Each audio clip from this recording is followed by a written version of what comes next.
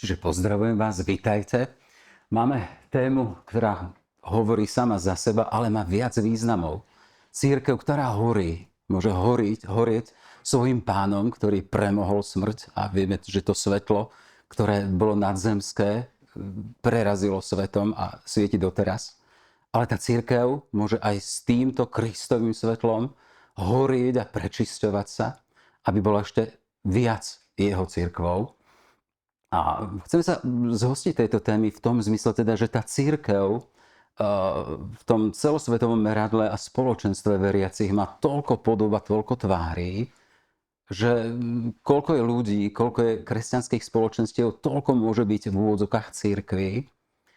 A každá tá cirkev má svoju podobu a v každom prípade nekladie si alebo nenárokuje si to, že ja som tá pravá, tá najpravšia. A keď tu bolo také nejaké zadanie, že chceme mať polemiku o dvoch tvárach cirkvi, o tej, ktorú načrtol Rod Dreher a hovoril o akýchsi komunitách, ktoré chceli utiecť pred zlým svetom alebo pred nepriateľským svetom, aby načerpali silu kdesi v regule svätého Benedikta. A z druhej strany tu máme potom zase ďalšiu tvár cirkvi, ktorú predstavil André Riccardi a pomohol si tým obrazom horiacej parížskej katedrály. Pamätám si to, keď sa to dialo. A bol taký moment, keď si človek uvedomil, že toto sa deje, teraz sa píšu dejiny. A on to použil na to, práve na ten obraz, že to, čo tu bolo stáročia, na čo boli ľudia zvyknutí, aktuálne prešlo ohňom, ktorý prečistil, zničil to, čo tam bolo staré a dal počiatok čomusi novému. No poďme sa pozrieť na tie dve tváre cirkvi, ktoré rozoberiem s mojimi hostiami. Jozef Brodňanský, katolícky kňaz, ktorý veľkú časť svojho života zviazal s regulou svätého Benedikta a s týmto veľkým svetcom. Vítaj.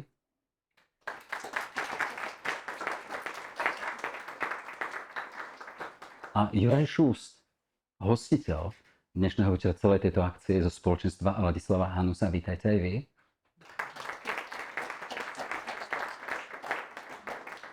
No a skúsme to postaviť takýmto spôsobom.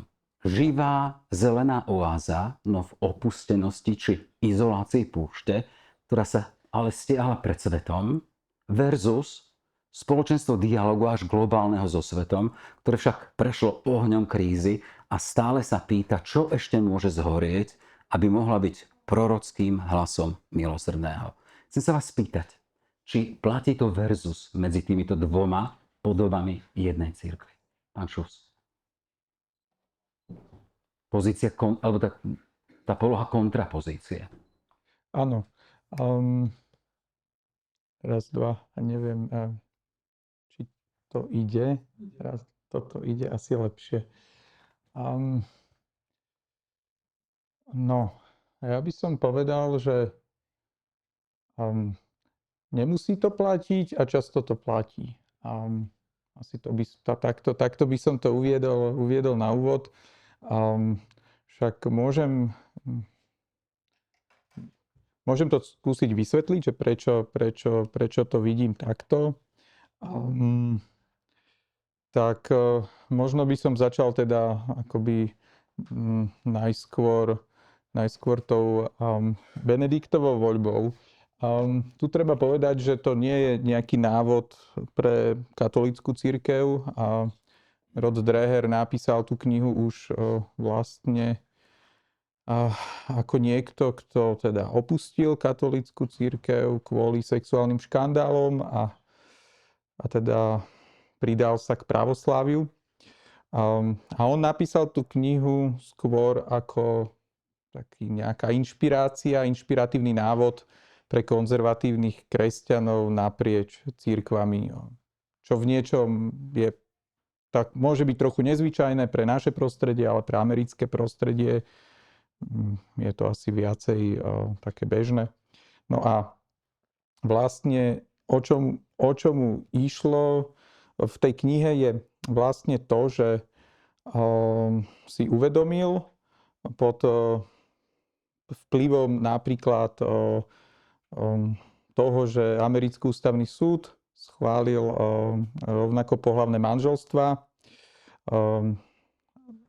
teda americký ústavný súd, tak si uvedomil, že vlastne konzervatívni kresťania alebo ich pohľad na svet vlastne prehral ten nejaký zápas o podobu verejného života v Spojených štátoch a v niečom sa ocitol na akoby tej istej vlnovej dĺžke ako nejaký fašizmus.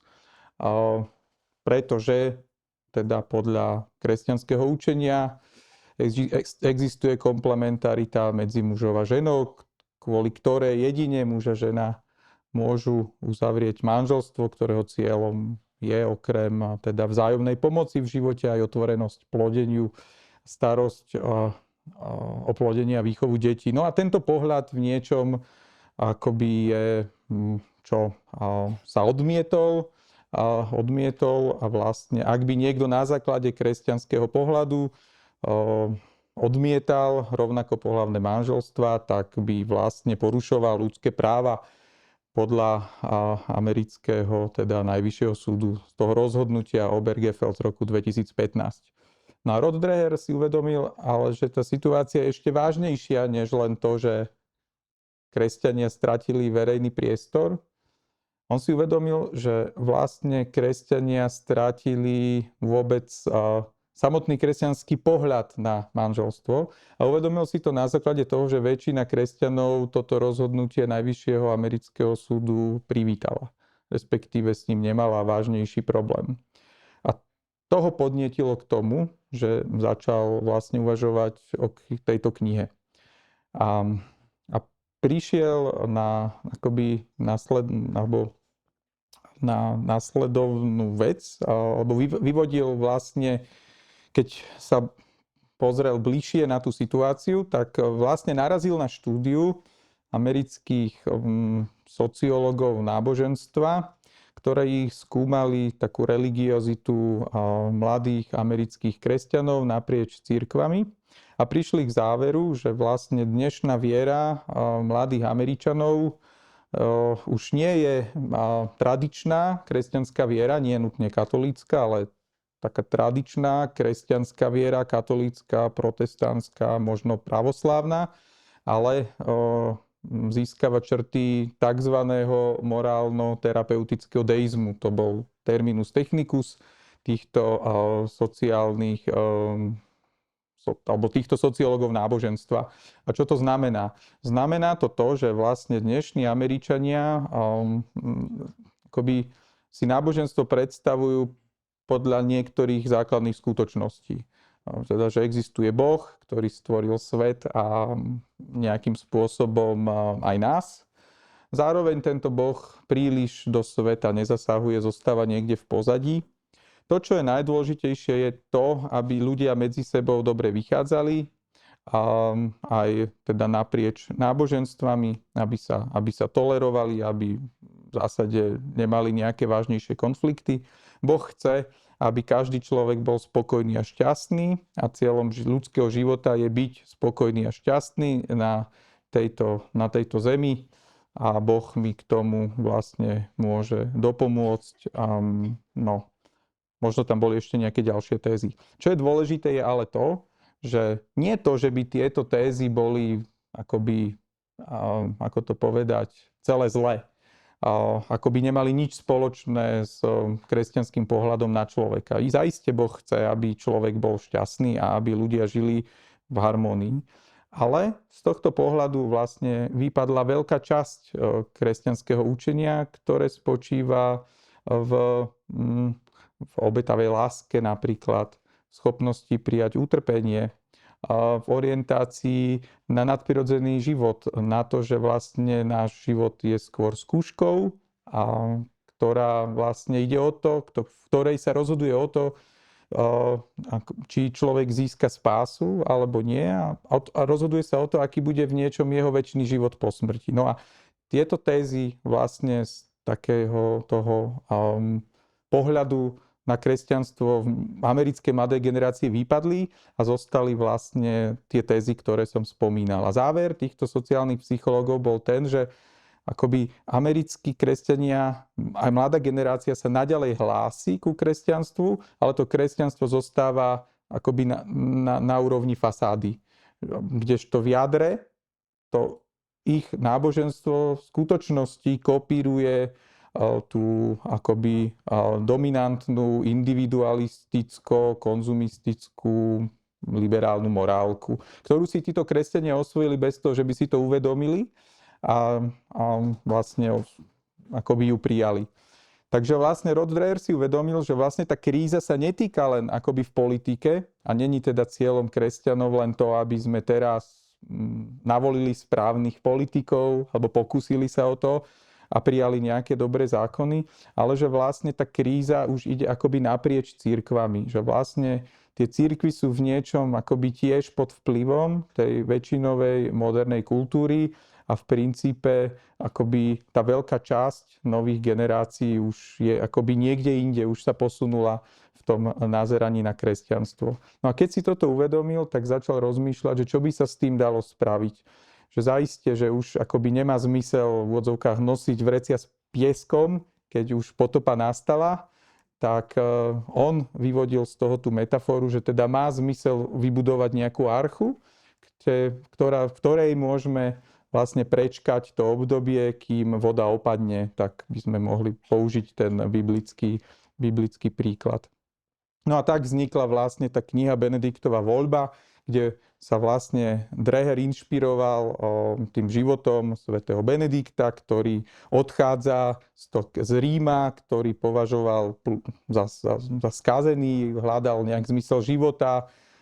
V tej kultúre toho mesta, tak prišiel k záveru, že tam ho nedosiahne, tak sa utiahol a vlastne postupne zakladá ten benediktínsky rád a dáva vlastne tým mníchom, ktorí za ním prichádzali tiež hľadať Boha, hľadať zmysel života, dáva mu vlastne nejakú regulu, nejakú pravidelnosť. A to sú vlastne tie, akoby, môžeme to zredukovať na tie mníšské akoby záväzky, chudoba, poslušnosť, askéza, pohostinnosť, poriadok v živote a podobne. No a Dreher si položil tú otázku, akým spôsobom by sme mohli tieto akoby veci zapracovať v dnešnej modernej spoločnosti. A tak vlastne toto je program tej jeho knihy, kde sa on o toto snaží a áno, súčasťou toho je aj napríklad možno akoby návrh, že kresťania dnes možno skôr, ako sa zapájať do verejného života, ktorý on teda považuje už akoby v niečom príliš vzdialený kresťanskému pohľadu na svet, takže by mohli skôr sa spájať v rámci rodín, v rámci nejakých komunít a snažiť sa aspoň v malom zachovať čo najviac z nejak akoby tradičného kresťanského spôsobu života, kým sa v nejakým spôsobom tá doba nezmení, alebo kým kresťanstvo nezosilne, aby zase mohlo opäť prekvasiť spoločnosť a aj verejný život. Tak toto vnímam teda akoby, že je posolstvo tej knihy Benediktova voľba a môžeme sa potom o ňom diskutovať, do akej miery je to aplikovateľný ideál, do akej miery nie. Za mňa je to určite akoby inšpiratívny ideál, zrozumiteľný a myslím, že akoby reaguje na pravdivú diagnózu stavu dnešnej kresťanskej kultúry. No a teraz sa iste možno rozoberieme potom aj druhý návrh Ricardiho, ale asi by som na teraz skončil. Hej, ja som tam ale pýtal sa na to, či to je versus. Jeden obraz cirkvi, komunita, ktorá sa sťahuje a chce, ako hovoríte, prečkať tú veľkú vlnu potopy. A na druhej strane máme tú komunitu alebo to spoločenstvo, ktoré si uvedomuje, že je v ťažkostiach, ale robí na svojom prečistení, aby sa... No. Rozumiem. No podľa mňa je to skôr... To versus môže nastávať v prípade, že vlastne akoby tá časť, alebo že v prípade, že človek nereflektuje akoby ten stav, ktorý aj Dreher popísal, ktorý spočíva vlastne v tom, že akoby veľa kresťanov dnes nepozná kresťanskú náuku, alebo akoby už nežije v úvodzovkách kresťanskú kultúru, kresťanské mravy, ale bez toho, že by si to vlastne ľudia uvedomovali, alebo možno niekedy si to aj uvedomujú, tak vlastne už žijú akoby iný étos a iné hodnoty, ktoré už vlastne nevyplývajú z Evanjelia. No, ale zároveň sa stále cítia kresťanmi. A kresťanstvo, ako vieme, je náboženstvo evangelizácie a misie. Čiže kresťania akoby majú vo svojej DNA to, že šíria a ohlasujú radostnú zvesť. No, ale to jadro, podľa mňa, akoby tej výzvy je, že či naozaj ohlasujú tú zvesť, ktorú nám Pán Ježiš zanechal, alebo nám ohlasujú zvesť, ktorá sa síce odvoláva na Krista, ale už má akoby iné pozadie, iný hodnotový svet je za ňou. No a teraz podľa mňa je to otázka, lebo vlastne autor v tej knihy Cirkev horí sa tejto téme akoby až tak nevyjadruje. On vlastne inak rámcuje tú krízu, to, prečo cirkev horí. Takže že môj názor je vlastne taký, že ak si človek vlastne že misionársky zápal je určite na mieste, určite dôležité, aby dnes cirkev viedla dialóg so svetom, nie kvôli dialógu, ale kvôli tomu, aby ohlasovala radostnú zvesť Evanjelia a v niečom bola cirkev, ktorá má kde sa darí konverziám, kde vlastne ľudia sú ochotní zanechať svoj dovtedajší život a podľa vzoru svätého Benedikta, svätého Františka, svätého Ignáca nasledovať Krista. Tak ak to sa deje, tak je to určite chválihodné, ale za mňa, moja realita, mojej životnej situácie skôr napoveda to, že dnešní kresťania v mnohom strácajú ten misionársky zápal. A podľa mňa ten dôvod, prečo ho strácajú, spočíva v tej diagnóze, ktorú aj Dreher popísal, lebo majú skrátka pocit, že vlastne všetci ľudia sme plus minus dobrí, všetky náboženstvá sú fajn, všetky hovoria plus minus o tej istej pravde. A aký je toto? Všetci sú spasení v podstate, lebo nikto nerobí nejak veľmi zle. Takže ak toto je pravda, ak príjmame takýto étos, tak vlastne nemáme veľmi dôvod privádzať ľudí ku Kristovi. Môžeme si povedať, že nech len kľudne zostanú tam, kde sú, veď všetci môžeme byť navzájom k sebe slušní a tolerantní. Jozef, ako to vidíš ty? Teda máme dve tváre, dva obrazy jednej cirkvi a tu hovoríme o tej komunite, ktorá ide kdesi za múry, aby naberala. Síce pán Šust hovorí teda aj o tej otvorenosti evangelizácie, ale v tej knihe tam som to veľmi nevyčítal. A tá druhá tu vidíme, že sa konfrontuje s tým všetkým, čo prežíva, s problémami, aby potom išla ďalej. Ako vidíš to? Kontra versus. Ja som typ človeka, ktorý nemá rád dve strany. Že niečo ako konzervativizmus, liberalizmus a niečo podobné, Dreher versus Andrea, lebo vždy vlastne vzniká, akoby išli proti sebe. Tie dva akoby obrazy cirkvi alebo praktické správanie sa voči tomu, ako ja cirkev vnímam, je celkom zaujímavé u Drehera v tom, že je to človek, ktorý nežije v komunite. Knihu píše potom, ako opúšťa katolícku cirkev. Momentálne, ak dobre počítam, je v 4. konfesii svojho života. Keďže som nejaký čas žil v Amerike, skoro 2 roky, pochopil som, že katolicizmus v Amerike založili jednoduchí robotníci, ktorí tam prichádzali z Talianska, z Európy, z Poľska a americká cirkev proste ako multikulturálna záležitosť prechádza prirodzene etapami a momentálne je tá etapa, že tí zbožní, ktorí zakladali a fundovali tie farnosti, celý ten systém diecézny, už sú pri Božej sláve, sú tam ich deti a to sú ich vnúkovia a my možno rozprávame o nejakej tretej generácii, keď rátam len 20. storočie.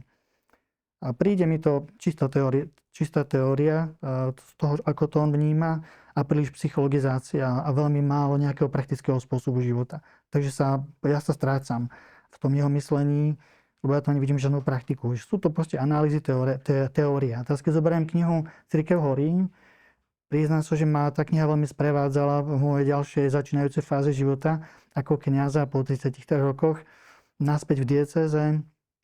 A vidím človeka, ktorý v podstate je zakladateľom obrovského hnutia, veľmi silného, ktoré pochopilo, že cirkev nepotrebuje nejakú imperiálnosť a nejakú dominanciu, potrebuje proste nájsť svoju perifériu. A tu našiel jednoducho v tých marginálnych vrstvách ľudí aj v Európe, aj kdekoľvek vo svete. A z pozície tejto služby a praktického nastavenia sa na denný život reaguje celkom na úrovni intelektuálne, aspoň pre mňa, v tej knihe a nie v jedinej. Našiel som, Čechy vydali ešte iné jeho práce, že to nie je jediné, čo napísal. A tak ma napadlo, keď som počúval Juraja, poznáme sa veľmi dobre, dúfam, tak vlastne na to, že nerád polarizujem, alebo teda nerád uvažujem o nejakých kontraverziách myslenia, skôr mi veľmi príjemne prichádza ten kontrast Drehera, kontrast Andreas. Máme dve knihy, Benediktova voľba, popisuje ju človek, ktorý proste nežil pri Benediktinoch, podľa mňa sa to veľmi vyidealizoval, ten spôsob života, tiež si vybral také zvláštne symboly zemetrasenia v Monte Cassino, ako keby to bolo nejaké ukončenie niečoho. Má nesporne veľký dar slova, ale pre mňa tam chýba dar takého praktického života. Tak som sa zobral na pomoc, aby som možno spojil tých dvoch akoby proti sebe, aj keď nie sú proti sebe. Pre mňa sú proste obidva hľadači. Jeden praktický, druhý troška analogický. Alebo teda syntetizujúci nejakú úvahu. Tí, ktorí ste asi nečítali vôbec Benediktovu voľbu, sú takí, ktorí čítali Benediktovu voľbu? Sú tu takí, čo čítali aj Cirkev horí, že je tu niekto, kto čítal obidve knihy? Tak to je len taká dynamizujúca otázka. Výborne. Tak sú to vlastne možno dve pozície človeka, ako vnímam cirkev. A ja ponúknem úvod do regula, aby sme sa teda držali na kontextu, aspoň pri Benediktovej voľbe. To je regula svätého Benedikta, úplne v prvom verši úplného úvodu, prologu, hovorí Benedikt. Počúvaj, synu, prikázania majstra, nakloň ucho svojho srdca, ochotne príjmi napomenutia láskavého otca a uvádza ich odhodlanie do života, aby si sa námahou poslušnosti vrátil k tomu, od ktorého si sa záhalčivosťou neposlušnosti vzdialil. Je tu človek, ktorý je majster, ku ktorému tento syn má nakloniť svoje ucho, svojho srdca. Pod srdcom chápeme bytosť človeka, nie emóciu, nie nejaké fantazírovanie alebo písanie alebo uvažovanie o knihách. Je to celkom praktický spôsob, ako ja mám toto spraviť. Môžeme možno sa hrať vnútornú hru, že kto z tých dvoch autorov môže byť majster, kto z nich môže byť syn a čo vlastne spája tieto akoby polarity. Regula hovorí o počúvaní, to je prvé slovo. Celá tá regula má dva termíny na počúvanie. Obediencia a obskultáže. Počúvať a poslúchať, alebo vykonávať to, čo ja počujem. A teraz uvažujem o tom, ako teda počúva svet Dreher, z aké pozície, praktického alebo aj inštitucionálneho zaradenia v cirkevnom živote a ako ho počúva Andrea, ktorý proste nejakým spôsobom praktickým životom a z konkrétnej stability svojho spôsobu života uvažuje a píše o tom svete cirkvi. Je to zaujímavý akoby nie konflikt, aj keby som ho tam možno rád videl, ale nechcem ho tam vidieť, pretože skôr vidím, že dvoch veľmi užitočne uvažujúcich ľudí o tom, či sa tu vlastne treba hádať, alebo či sa treba počúvať v tých svetoch a v názoroch o cirkvi, ako ona má prakticky dnes žiť.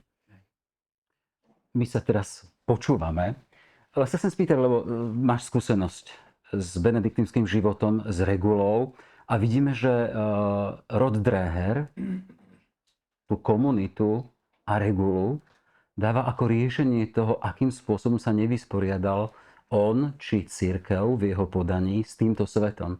A on tam veľmi často hovorí o tom, že ten svet je voči kresťanom, kresťanskej komunite nepriateľský. Je to riešenie teda odísť z nepriateľského sveta a utiahnuť sa do komunity? Takýmto spôsobom môžem poriešiť môj problém s kresťanstvom? Ja som sa usmieval, keď som to čítal prvýkrát, lebo mi to pripomenulo komunizmus a tú ideológiu vytvárania triedneho nepriateľa.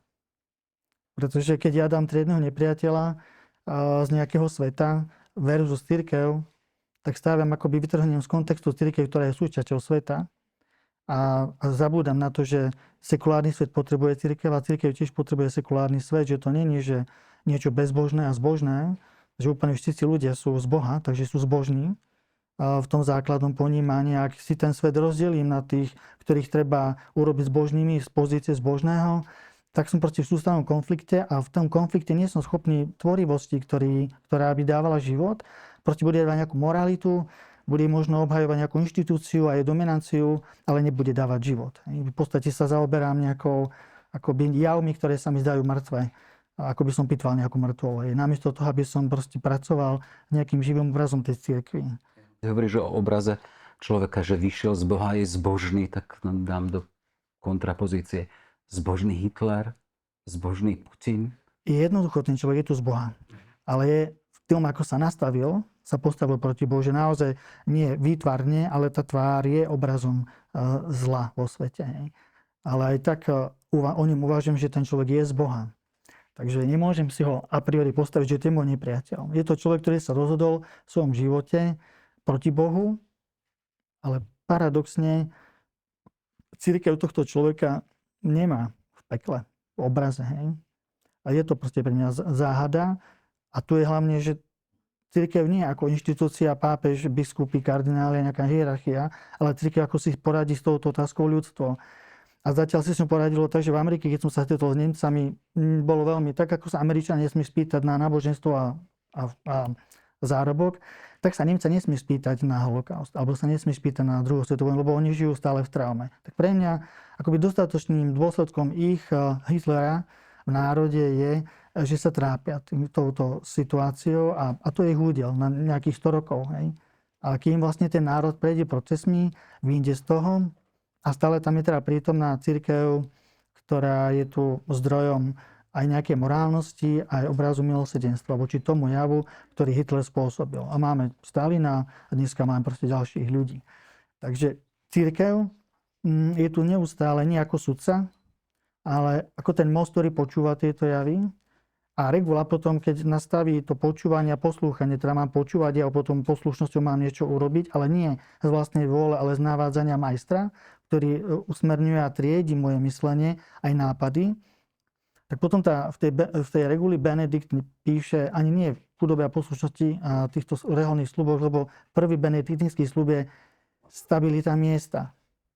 To znamená, že ja sa mám ufixovať na nejakom mieste a žijúc nejaký jednoduchý a uzavretý spôsob života, mám byť schopný vyprodukovať spôsob života, ktorý ovplyvňuje život navonok.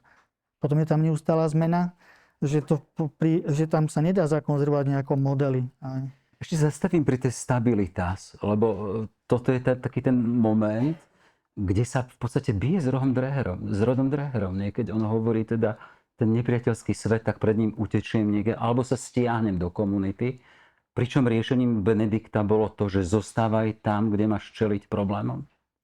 No, prvom rade sa musím v tom svete vyznať tak, že sa ustabilizuje v nejakom spôsobe života.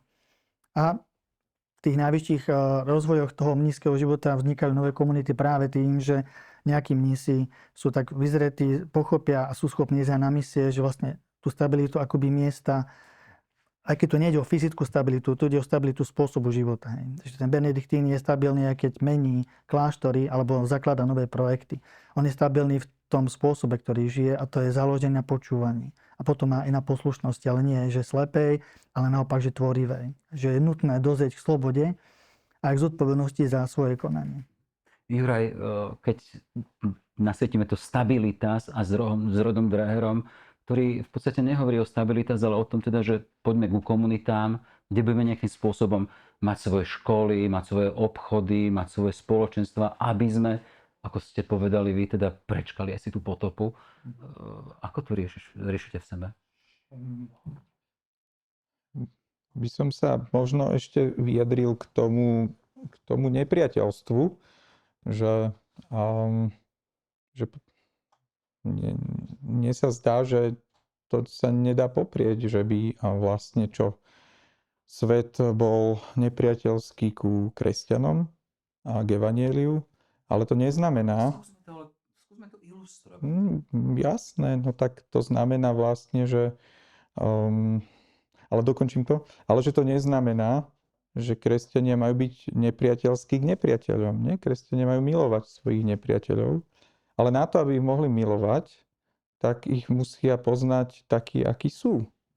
No a keď sa pozrieme vlastne na dnešný svet, tak vidíme, že čo? Tak keď sa pozrieme, neviem, na hollywoodskú produkciu, tak v tých filmoch asi nevidíme väčšinovo príklad kresťanskej etiky v tých postavách. Nie, že by tam kresťanská etika nebola, ale sú tam veľa prvkov, ktoré vlastne popierajú kresťanský pohľad na svet. Asi taký najmarkantnejší príklad môžu byť otázky sexuality, ktorých je dnešná kultúra vo veľmi výraznej opozícii voči kresťanstvu. No a to podľa mňa Ale sa... toto sa možno podľa mňa- nazývať nepriateľstvom voči kresťanstvu, lebo No, tak samozrejme. kresťania, založte si svoje v úvodzovkách Hollywoody a produkujte No samozrejme, kvalitnú lebo produkciu, ktorá bude reflektovať naplno evanílium.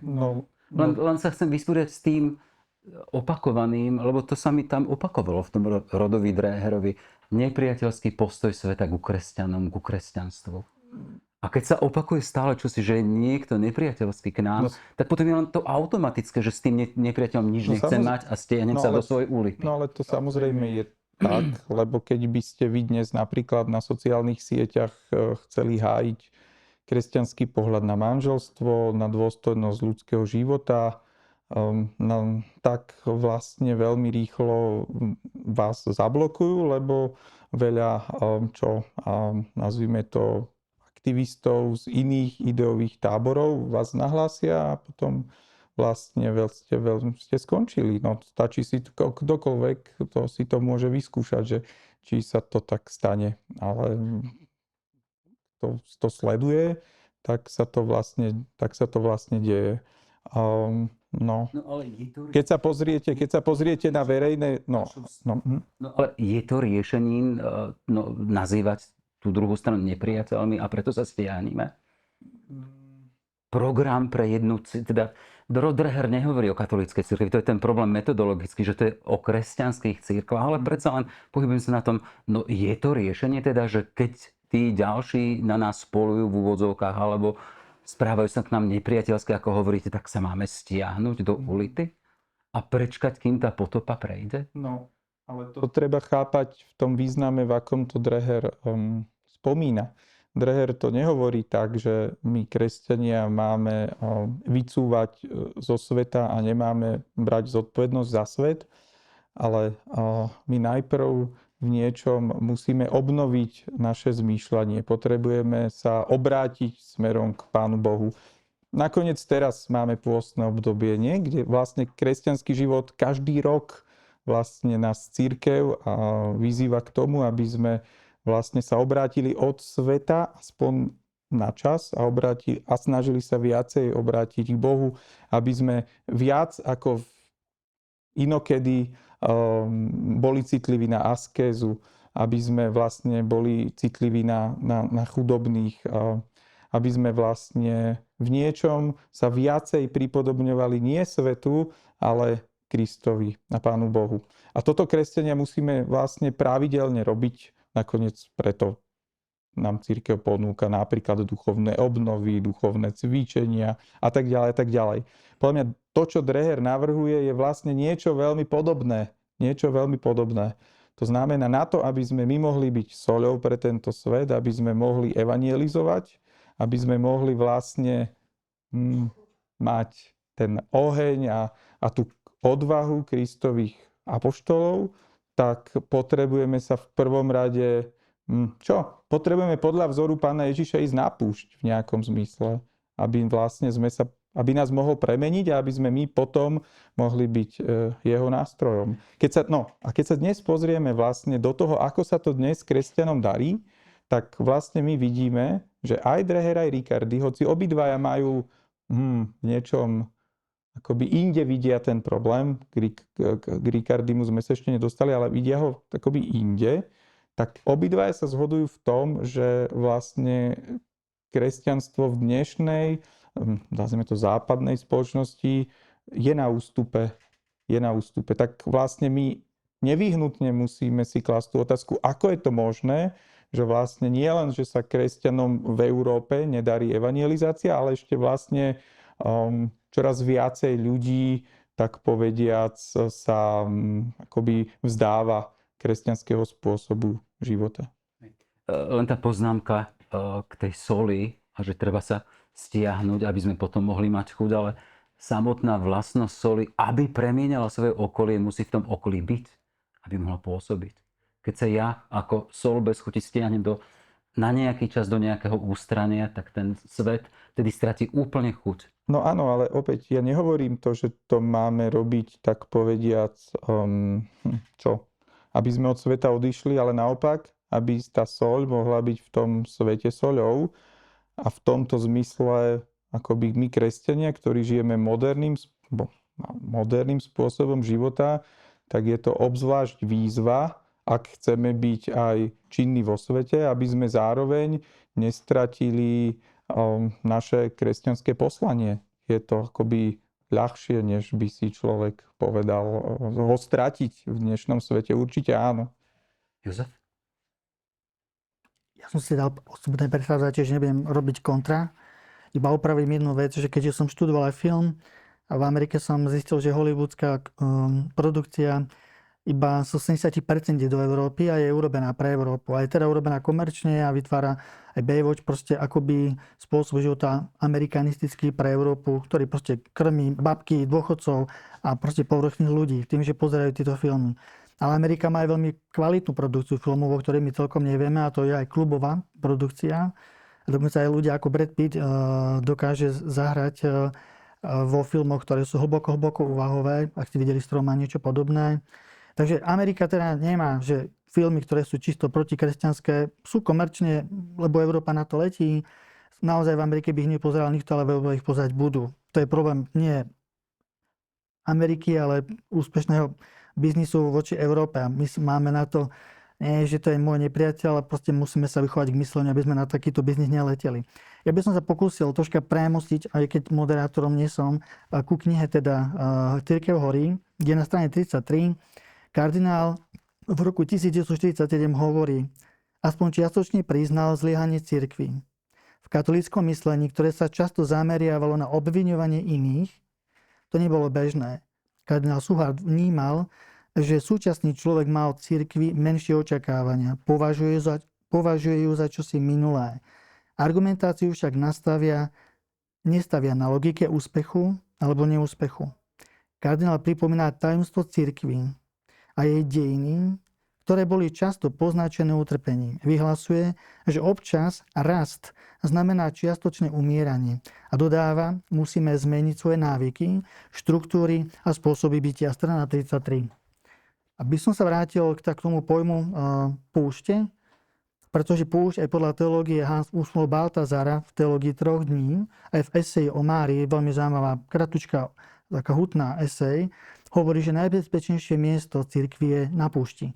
Mária, keď proste v apokalyptickom opise svätého Jána na konci Nového zákona beží s dieťaťom na púšť, lebo drak proste ju chce chytiť, to najbezpečnejšie je na púšti. A úplne výtvarne si poviem, že my žijeme momentálne toto bezpečné akoby púštne obdobie cirkvi, kde sa cirkev stáva bezpečnou, pretože cez utrpenie sa očisťuje. A zároveň je veľmi markantne ľahko pomenovať, že je tu nejaké zlo, ktoré na mňa číha, ale nedočiahne na mňa. Ja nemám vôbec dôvod sa báť, pretože toto je Božia robota, že tu cirkev posúva do týchto okolností. Nie sme tu prvýkrát. A ak by som zobral nízke alebo benediktinské historické nejaké skúsenosti, tak je tu akoby neustála sinusoida, kde kláštory prosperujú, zanikajú. Keď sú veľmi bohaté, tak ich vyplia nejakí barbary alebo niečo podobné. A znova sa ten spôsob života stále udržiava. Či bude Benediktín do konca vekov fungovať v benediktinských kláštoroch, to je otázka. ale ten model tej spirituality tu je, že žijeme na púšti aj dobrovoľne, nie preto, aby sme sa asketicky nejak vyprecizovali na najlepších a čnostnejších ľudí. Skôr je tu znova stále, že počúvaním sa moje svedomie citlivieva a je schopnejšie reagovať na okolie. Ale tam nemôže byť strach, lebo strach mi proste robí veľké oči a cez veľké oči nedovidím na tie krátke skutky a na tú dennú realitu, ktorú mi práve tá kniha Cirkev horí veľmi, veľmi pekne otvára. Že je tam veľmi veľa inšpirácie na tú jednoduchú schopnosť hľadať perifériu a nebáť sa tam vojsť. A aby som na ňu šiel, musím nebyť veľmi monumentálny. Ale cítiš rozdiel medzi púšťou alebo ústraním alebo tým stiahnutím sa do čoho si do tej púšte Uroda Drehera a tá púšť, o ktorej si čítal ty, lebo ja tam stále cítim ten rozdiel. Nechcem psychologizovať Drehera, ale pre mňa proste tam nízke ako skúsenosť nie je nič. Je to proste teoretizovanie s nejakou ideou, podobne ako možno komunizmus vykradol evanjelium a preto na to dnes ľudia znova letia, že tá ľavicová politika a rusofilnosť je veľmi blízka aj mladým ľuďom, lebo proste tá idea tu stále je kresťanská v tej ideológii. A ak ja nemám proste kresťanstvo hlboko zažité v praktike a rozlišovaní, tak proste idem za kazateľom, ktorý mi to proste dáva veľmi jednoduché riešenie a stačí to proste iba nasledovať. A to riešenie je vo veľkom vodcovi, ktorého proste ja preferujem. A je tu tá pavlovská teológia, že vždy sme sa taký potýkali s tým, či je niekto Pavlov, Apolov, kto na akého kazateľa letí. Pretože ak ja sa zavesím za nejakého, alebo aj za inštitúciu, tak ja potom nemusím nič robiť. Mne stačí len slepo poslúchať a omyl ide na adresu toho, koho poslúcham, nie na adresu mňa. Preto je možno tej činnosti a tej dynamickosti málo a veľmi sa teším, že táto mladá generácia, napriek tomu, že sa dá ako taká spohanštená alebo málo aktívna. Verím, že v tej mládeži dnes je ovocie, teda je budúcnosť a nádej, keď sa proste napočúvajú hlboko základnej kresťanskej pravdy, tak ich proste inšpiruje aj kontakt, aj ten most, ktorý treba budovať s tým sekulárnym svetom.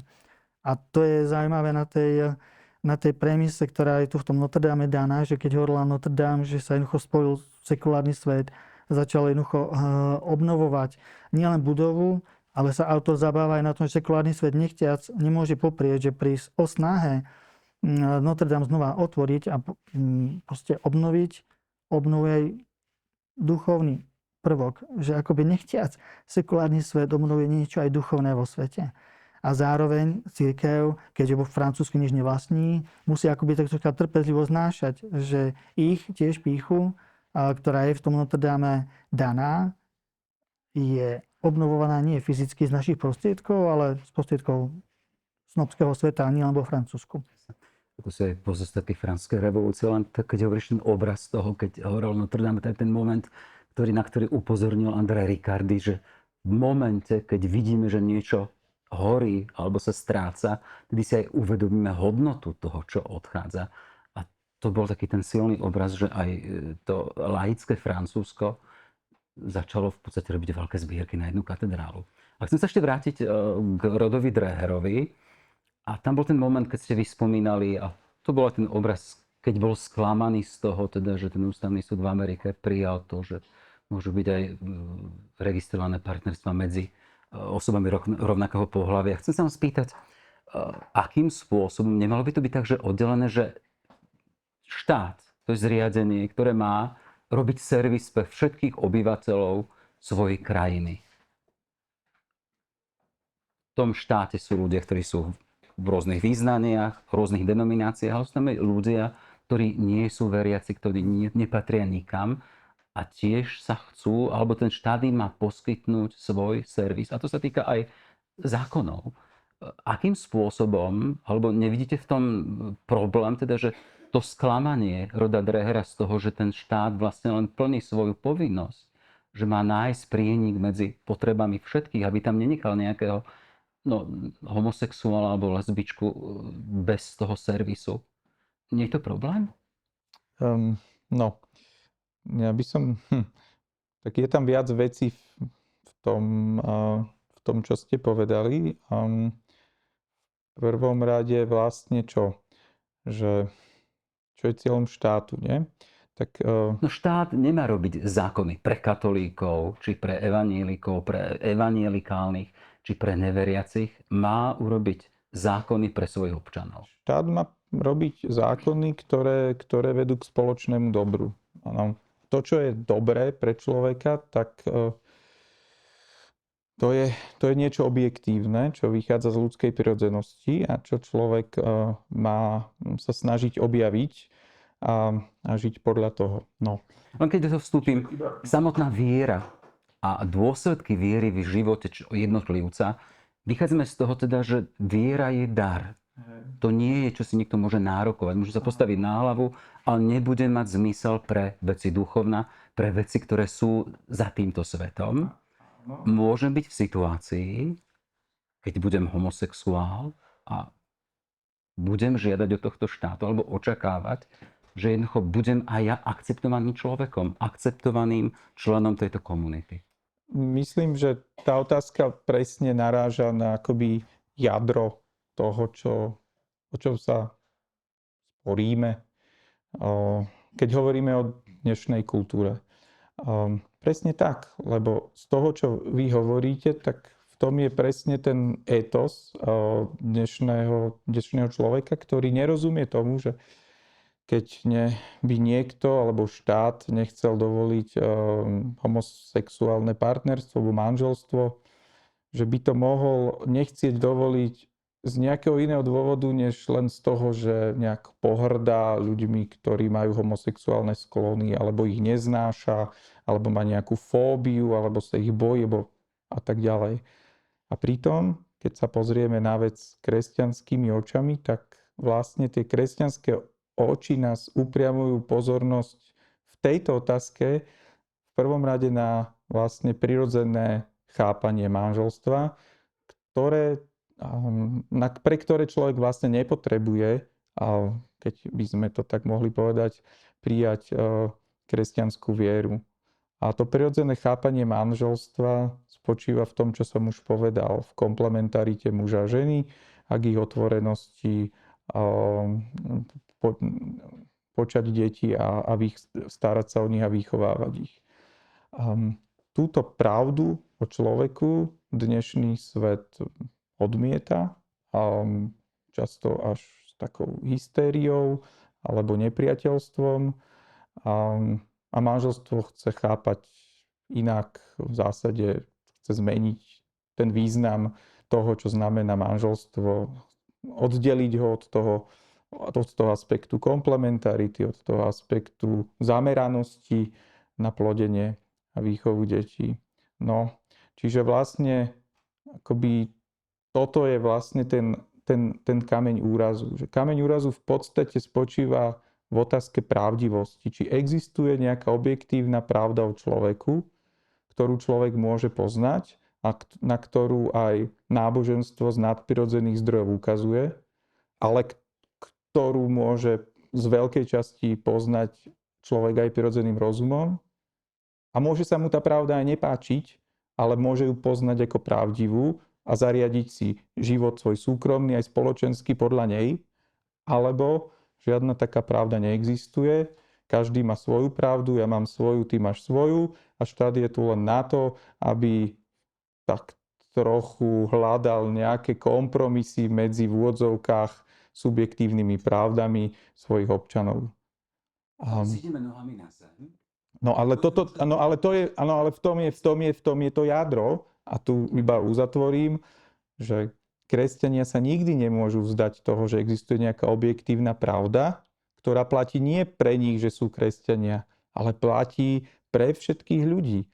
Ak by existovala len subjektívna kresťanská pravda, tak vlastne by nemal zmysel nejakým spôsobom evangelizovať nekresťanov, lebo tak oni majú svoju pravdu, kresťania majú svoju pravdu, môžu byť všetci spokojní v tom, čom sú. Iba ak uznáme, že existuje pravda, ktorá je mimo nás, tak vtedy má zmysel vlastne k tejto pravde sa snažiť približovať, presviečať, pozývať aj ostatných. A toto je vlastne tá výzva kresťanov dnes, pretože dnešný etos je opačný. Každý má svoju pravdu, každý nech je na svojom piesočku a spokojne žijeme vedľa seba.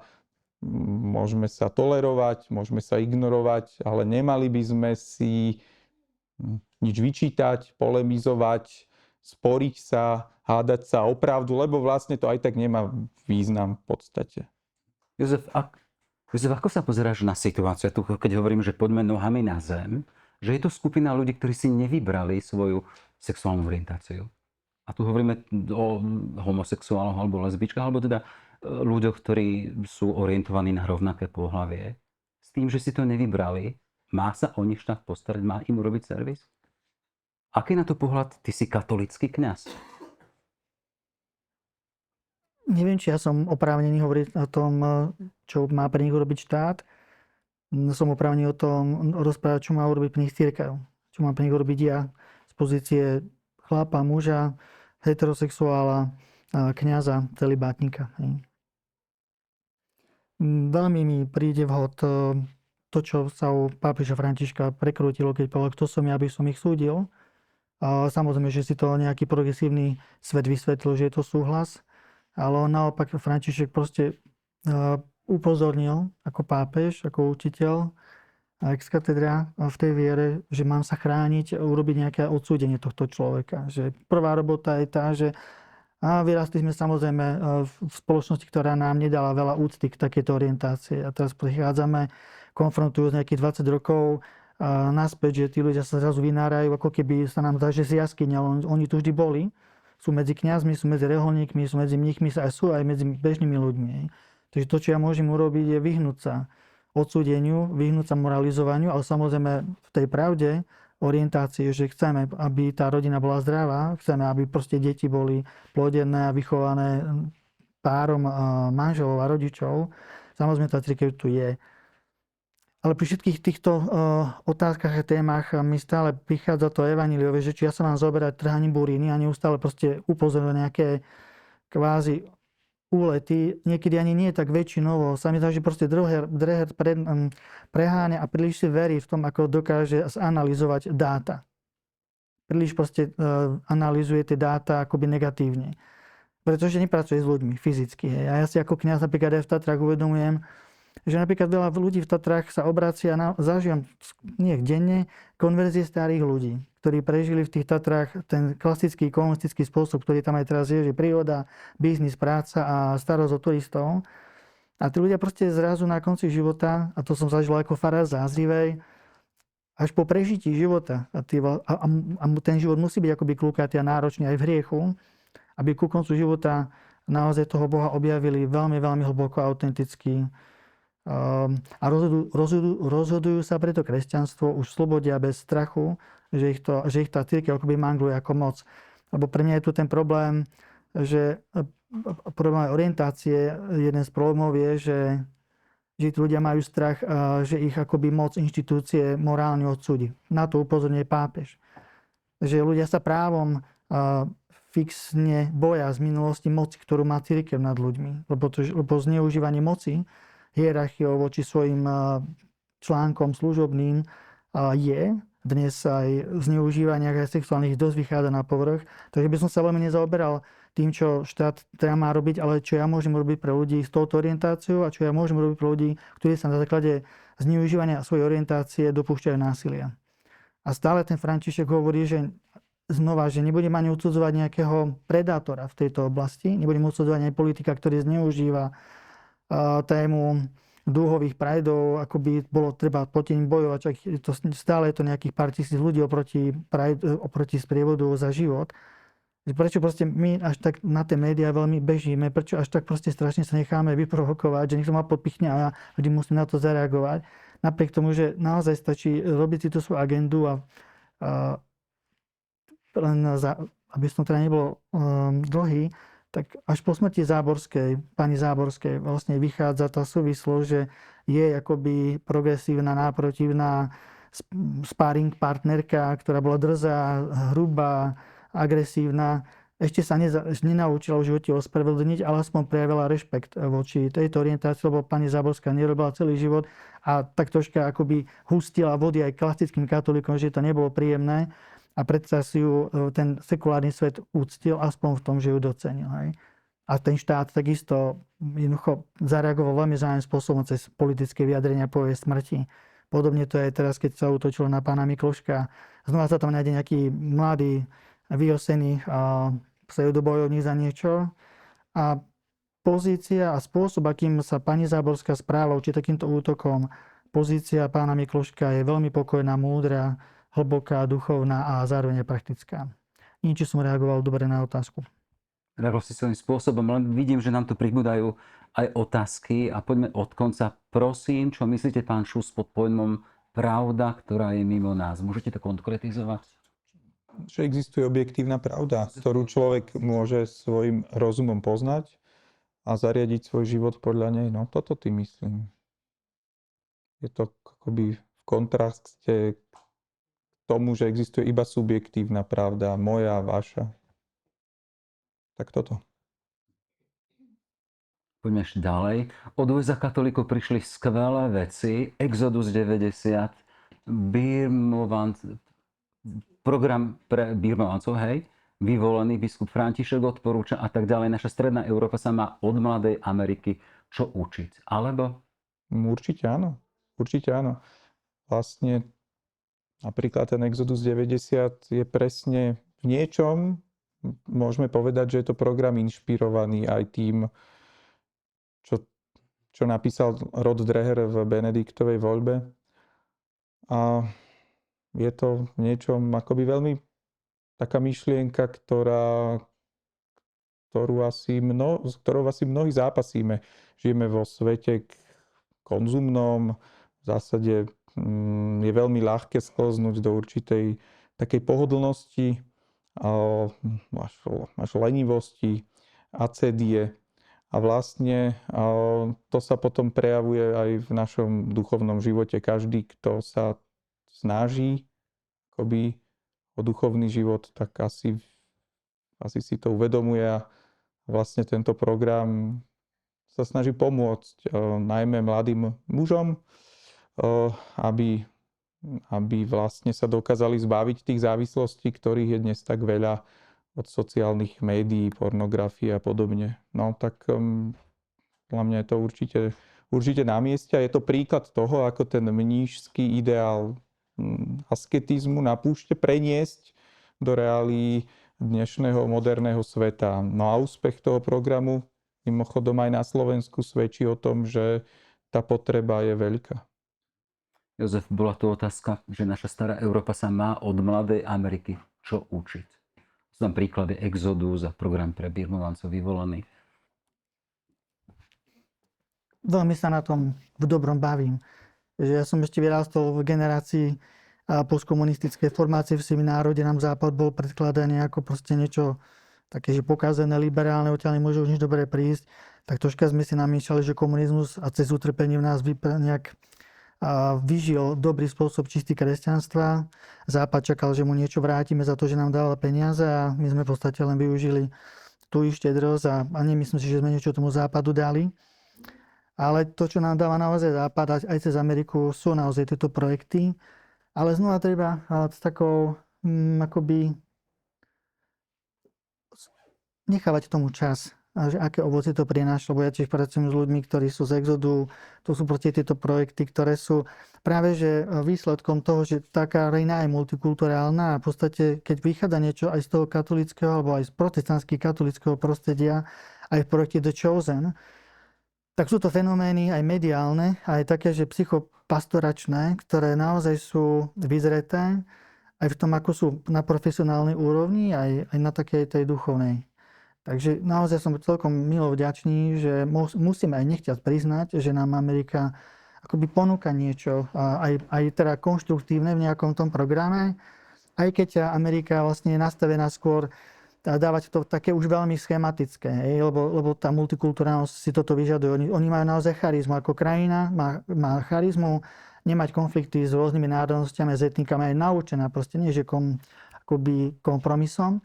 ale počúvaniu tých odlišností. Ešte toto kolo otázok z publika. Môžete mi to vrátiť? Zmizlo to, takže nie je to tam, hej? Otázka na pána Šusta. No dole, celkom posledná. Hovorí sa to na vás, pán Šust. Je tu niečo proti nám. Ešte raz. Hovorí sa, že potrat je viac proti rozumu, v logike biológii, než proti viere. Podobne aj tzv. Homomanželstvá, či? Veď preto netreba veriť v Boha. Tak, pán Šust? Nerozumiem tomu záveru, ale ak sa tým myslí to, že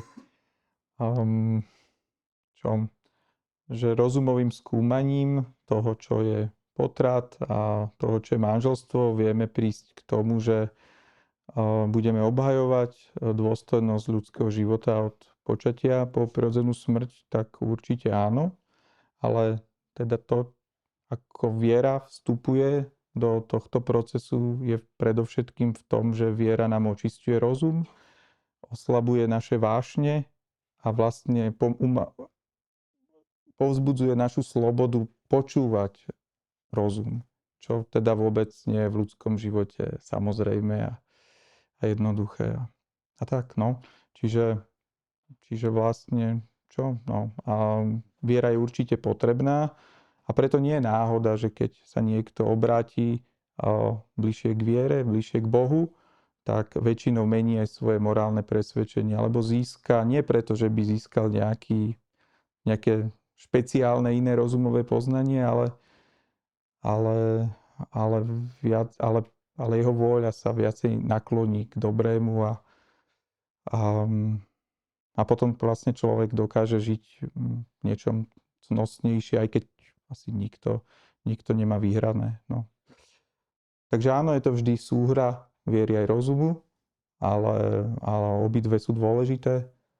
Ale aj ten, kto nemá dar viery, tak aj ten môže prísť svojim rozumom. A je mnoho takých ľudí, ktorí obhajujú dôstojnosť ľudského života, aj keď nemajú katolícku vieru. Poďme k Androvi Ricardovi trošku ešte viac. Ten obraz horiacej parížskej katedrály Notre Dame, spomínali teda, že niečo si viac uvedomíme, že nám chýba, alebo hodnotu toho, keď to strácame. A tak metodologicky skúsme to, čo by bolo so svetom, keby tu nebolo katolíckej cirkvi, keby tu nebolo kresťanstva. Jozef.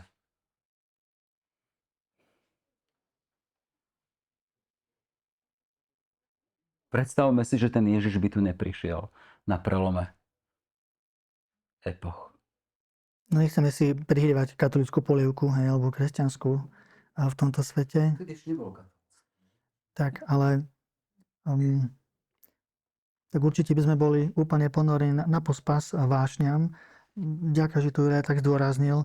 Len možno pokusom o jemný humor poviem, že kto sa pokúša o hlbší život v tomto svete aj duchovne, ide teda aj na púšť, alebo ide hlbšie do modlitby, tak nemusíme byť prekvapení, že máme viac problémov, ako keď sa nemodlíme. Ako keď nejdeme na púšť, my máme menej problémov. Ako náhle ideme na hĺbku, vášne proste prichádzajú veľmi intenzívne. A čím je tá hĺbka pravdivejšia, tým sa pravdivejšie samozrejme aj prirodzenosť prejavuje. A keby sme nemali Ježiša Krista, lebo sa samozrejme aj pred kresťanstvom pokúšalo ľudstvo a vždy tam je nejaká mystika. A Židia majú úžasnú proste mystiku, majú veľmi pekný pojem kávany, ako hlbokého dotknutia sa Boha a kvôli kávane majú toľko tých príkazov, lebo je to akoby bezpečná cesta, že sa môžu dožiť nejakého hlbšieho kontaktu s Jahvem, alebo to robia cez prorokov, alebo sa to z tej kávane dožijú. A to kresťanstvo cez Ježiša dáva aj cez ten monasticizmus, ten návod, že jednoducho treba vydržať tento atak vášni a to celý život. Pretože najpopulárnejšia svetica, aspoň pre niektorých z nás, je Matka Teresa, kde vidíme v jej denníku, že neverí, že má dušu a ku koncu života proste musí byť častejšie exorcizovaná ako ktorýkoľvek svetec pred ňou. A zomiera v tých bojoch. Že vôbec nemáme vyhrané, ako Juraj povedal, vôbec nemáme vyhraté do posledného výdychu. Je tu stále pri nádychu Boh a pri výdychu moja prirodzenosť. Takže pre mňa je to také v dobrom naozaj veľmi dobrodružné, že to kresťanstvo nám pomáha A to, čo je v nás ľudské a poznačené dedičným hriechom, za ktorými nemôžeme, a v podstate sme si ho zdedili, ani sme si ho nevybrali, tak Boh vlastne cez toho Krista dáva spôsob, ako si poradiť naopak s tou vášnivosťou, ktorá je o mnoho silnejšia, keď idem hlbšie, ako keď sa pokúšam o plytkosť. Preto kvázi rozumní ľudia nejdu na hlboký život, lebo intuitívne cítia, že tam bude intenzívny boj. A to kresťanstvo ponúka potom to bezpečné prevedenie cez ten boj. A to je tá druhá tvár púšte, že ona nás robí akoby bezpečnou, pretože tie prenasledovania nielen politické, ale aj tie osobnostné a sú celoživotné. A my tam vlastne sa očisťujeme, ale nikdy sa akoby morálne nevylepšujeme. V úvodzovkách. Hej. My len hlbšie vnímame tú veľkosť Božieho milosrdenstva a tú svoju osobnú biedu. A východisko nie je moja pevná vôľa a nejaká že heroická čnosť, ale proste je tá poslušnosť svedomiu a kontaktu s Bohom, ktorý cez pokúšanie na púšti, tak ako nás Ježiš učí, a to je len jedné pokúšanie, ktoré tam bolo ešte v Getsemanskej záhrade, Ježiš musel byť pokúšaný ako permanentne, a tak nás jednoducho prevádza s tým, že ja tu môžem sa zoberať zlými vecami, ale podľa Ratzingera aj podľa Baltazara vždy ma pozbudzuje to, že kresťan je bytosť určená na chôdzu vo svetle. Ak sa rozhodne ísť do temných oblastí, môže tak urobiť, ale iba držať sa Ježiša za ruku. Čiže ja môžem sa zaoberať negatívnymi javmi, len keď sa naozaj pevne držím Krista za ruku. A to je môj osobný život, kontakt s písmom a pravdivá modlitba. A v tom by sme si neporadili. Lebo to je to, čo by som naozaj, čo aj sekulárnym ľuďom aj dnes môžem ponúkať, že oni sa boria s tými istými vecami, ako aj my, aj kresťania. Akurát, že všetko je na tej vôli. Neveriaci človek si musí všetko poctivo vydrieť v práci, v obchode, v politike. Ale veriaci človek to necháva tak troška na Božiu vôľu, na pozreteľnosť. Vždy to máme jednoduchšie, vždy tak akože easy ideme cez tie problémy, ale tí neveriaci nás preto, ako progresívci nás nemajú radi, lebo nás majú za takých podvodníkov, že my to proste nerobíme celkom naplno, lebo to proste Pán Boh za nás troška odrobí a oni si to musia všetko vydrieť. No. A to kresťanstvo dáva ten pokoj a to svetlo, že aj sa treba snažiť a aj treba to umenie odovzdanosti praktizovať. A vždy je tam určité spasívnenie voči nejakému svojmu veľkému nasadeniu. A ten obraz horiaci, tá horiaca tá katedrála je pre mňa v tom pekná, že musíme sa chrániť vyhorenia a neustáleho zápalu. Skôr prichádza ten krík Mojžiša, že on proste nezhára. A kontakt s ním je to, čo ten svet zapaluje. Nie je moje proste nejaké aktivistické veľké projekty. Neviem, či som dobre odpovedal. Keď spomínaš ten Mojžišov krík, tak pre mňa to bol taký ten moment, ja som tiež v Exode a sme nad tým meditovali a pre mňa to bolo vyslovene také, ja som moderátor, teraz to trošku vyzdielam, hej. Pre mňa to, lebo si ma načal, pre mňa to bolo vyslovene také dvere k tomu, že pochopiť v podstate, ako môže rozmýšľať Boh, lebo tam zaznelo to aspoň podľa Biblie, som, ktorý som, ja som, ktorý som. A tak som sa sám pred sebou pýtal, že no tak kto to vlastne Boh je? Hovorí sa, že je osobný. A čo to znamená? Si tu, nie si tu? A pre mňa bolo takým kľúčom k tomu, že ja som, ktorý som, to ja. Keď ja si uvedomím, že ja som, keď ja si poviem, že ja, Jaro, tak aj ty som, ktorý som, máš to svoje ja. A to pre mňa bola taká brána k tomu, že že ja som vnímaný tebou takým spôsobom, ako ja vidím niekoho. Že to bolo také vyslovene pre mňa, do čoho si živého. To bolo vyslovene pekné. Ale keď som sa pýtal, čo kresťanstvo, alebo čo by svet stratil kresťanstvo, keď som tak pozeral veci, a pre mňa bola taká strašne silná záležitosť to, že napríklad len pohľad na to, že pred kresťanstvom boli otroci. Úplne iná vrstva obyvateľstva a kresťanstvo prišlo s tou a Ježiš prišiel s tou veľkou myšlienkou, že všetci sme si v dôstojnosti rovní. Napríklad. Čo podľa vás by stratil svet, keby to nebolo kresťanstvo?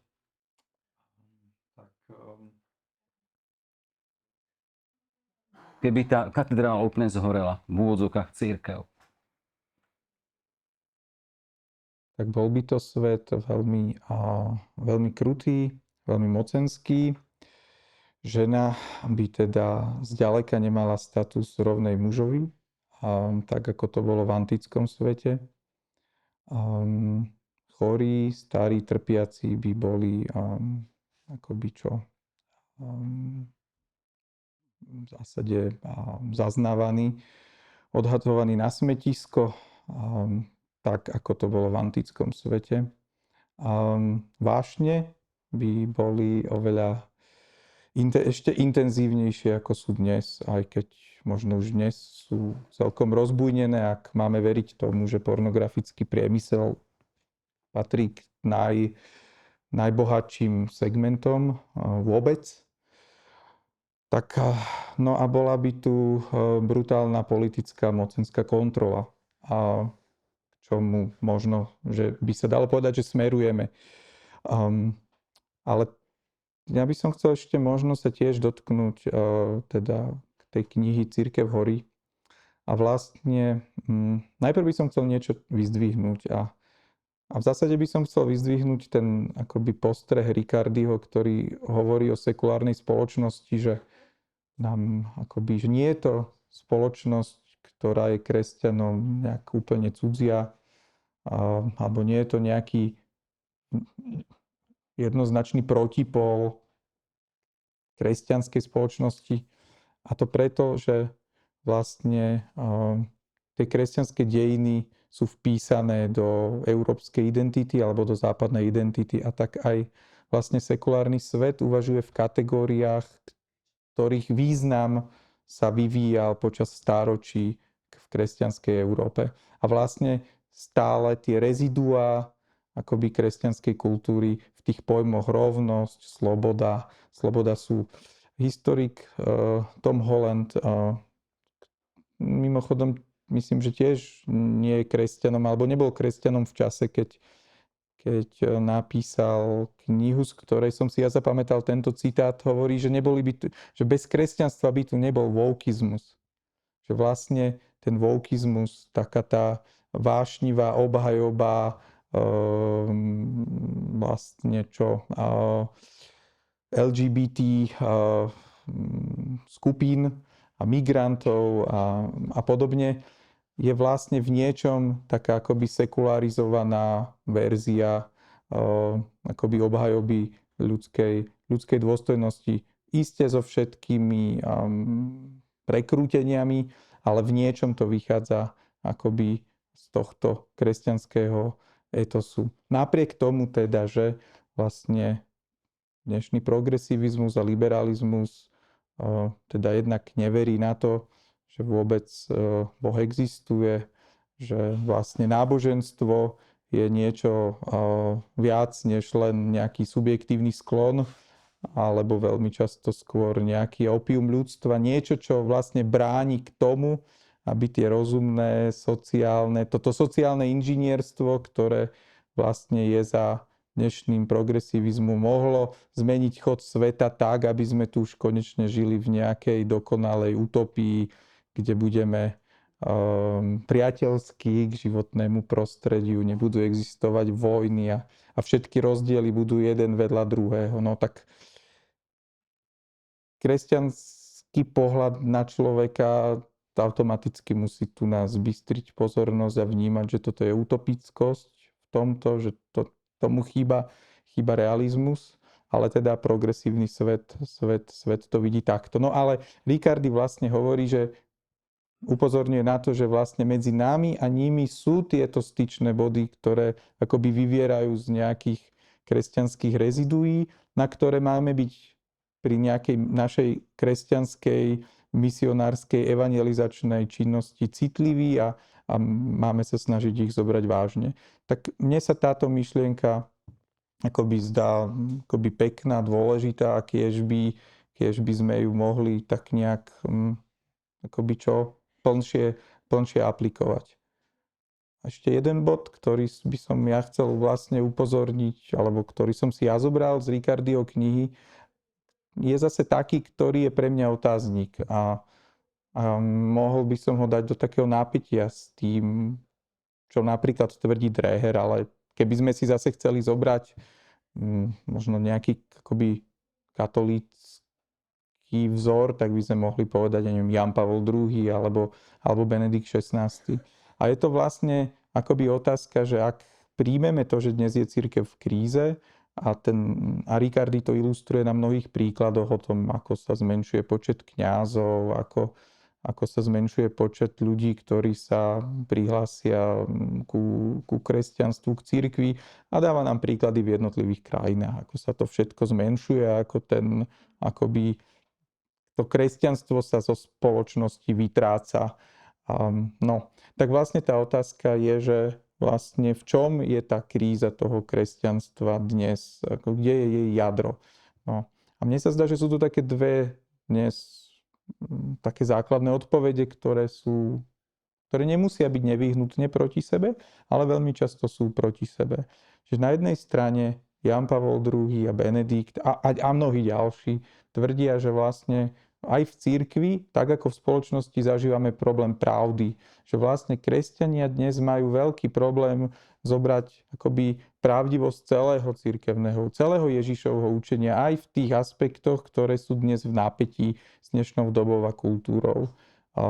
Či už je to pohľad na to, že existuje nielen nebo, ale je tu aj večné zatratenie, ktoré je reálnou hrozbou aj pre dobrých, slušných ľudí, keď to tak poviem. Že je tu nejaká sexuálna morálka, ktorá je nie úplne najľahšie ju žiť a voči ktorej mnohí rebelujú. No. A že vlastne dnešní kresťania si tak hovoria, že no tak možno toto všetko, že máme svetiť 7. deň. Že toto všetko cirkev kedysi učila, ale dnes žijeme v modernej dobe a preto musíme nájsť nejaký modus vivendi medzi tým, čo cirkev kedysi a možno stále učí, ale je to už skôr niekde akoby odsunuté na poličkách už v tom praktickom živote, ani v homiliách kňazov to často nezaznieva, že to tam akoby niekde je, ale vlastne tak niekde v úzadí.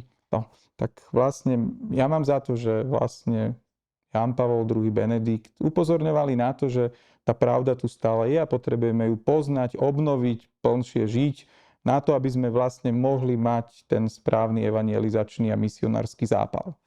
Druhý pohľad, ku ktorému podľa mňa sa kloní napríklad teda Andrea Riccardi, ale aj pápež František, je skôr ten pohľad, že áno, cirkev stráca dých, stráca kontakt s dnešným svetom.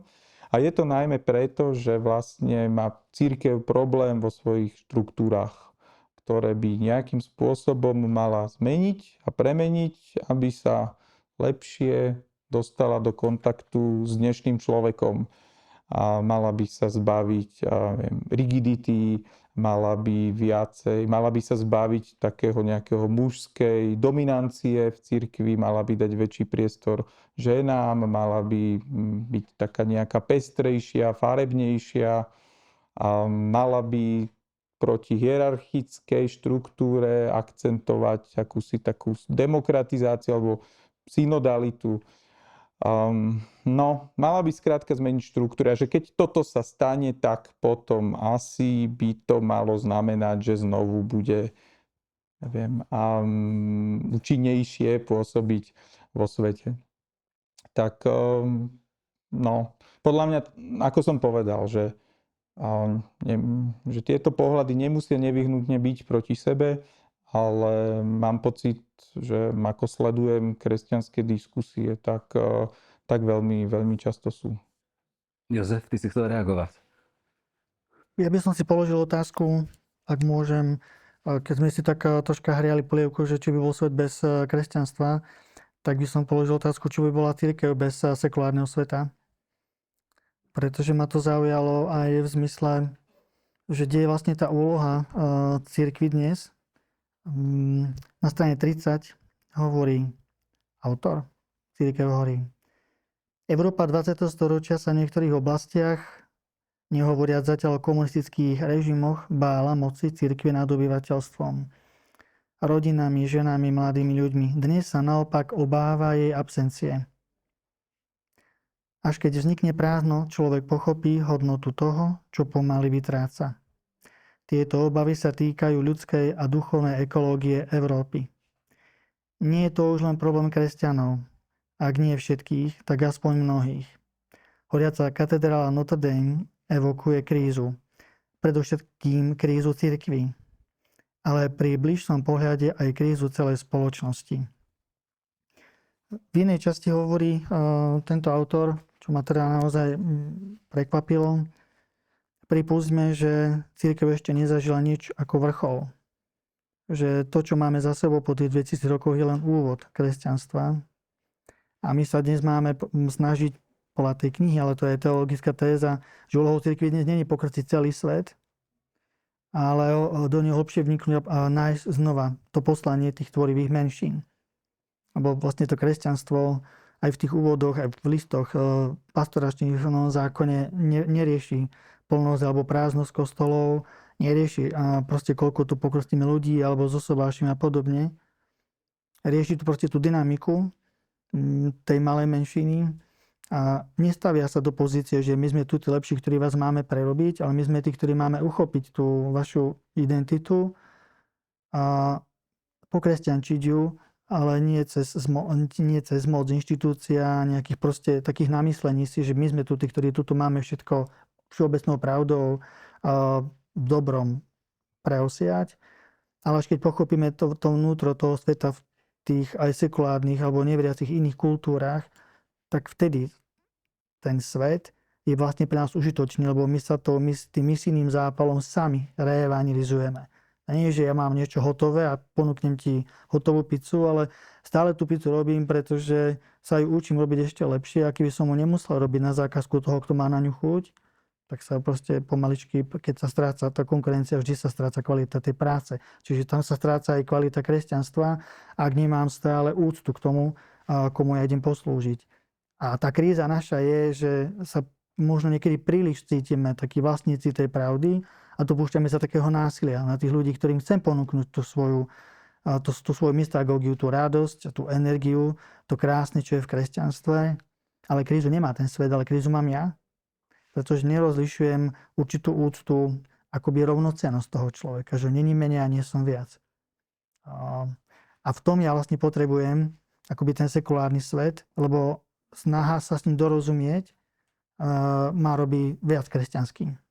A keby som to nemal, tú výzvu, tak sa vlastne v tej bubline nejakého vymysleného stredoveku a nejakého vymysleného Gregoriánu si poviem, že už nič lepšie ako Gregorián nikdy nebude. Nič krajšie ako gotická katedrála nebude. No, tak sa pozrite do Barcelony na Gaudiho a baziliku a príjme na to, že gotika je pomaly taký výpredaj toho, čo ukazuje tento charizmatický architekt, ktorý tento rok otvára sa proste proces beatifikácie. A to bol človek, ktorý prešiel sekulárnym životom, postavil najbohatšie domy všetkým Kataláncom a Španielom a prvky z tej svojej sekulárnej, akoby až pohanskej tvorby potom jednoducho len vystrelí do tej baziliky v jednoduchých artefaktoch. A len to, že reagoval na dopyt kvázi v úvodzovkách neveriaceho povrchného snoba, ktorý si ho zaplatil, došiel k tomu, ako ja mám vlastne zinterpretovať to mystagógiu, tú liturgickú mystiku v architektúre. Takže otázka teraz nie, že čo ja by som si počal, keby som nemal pred sebou človeka, ktorým komunikácia ma vlastne pokresťančuje viac, ako jeho možno ja pokresťančujem. To je zaujímavé teda, ten sekulárny svet, ako čosi, čo nás má inšpirovať a z čo si môžeme brať príklad. Pre mňa tou silnou stránkou Ricardyho je to teda, že nemáme si zatvárať oči pred problémami, ale tým problémom sa pozrieť na koreň a z toho sa poučiť. A tam je taký ten obraz opäť tej horiacej katedrály, aby zahorela tým, čím si silným Kristovým, tým jeho svetlom, musí v nej čosi zhorieť, aby sa očistil. Chcem spýtať obidvoch vás, čo by malo v tej našej cirkvi zhorieť, aby bola viac osvetlená samotným Kristom.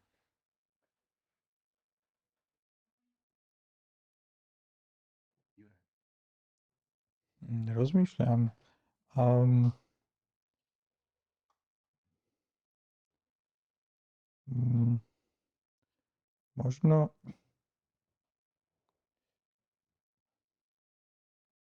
Možno by malo zhorieť vlastne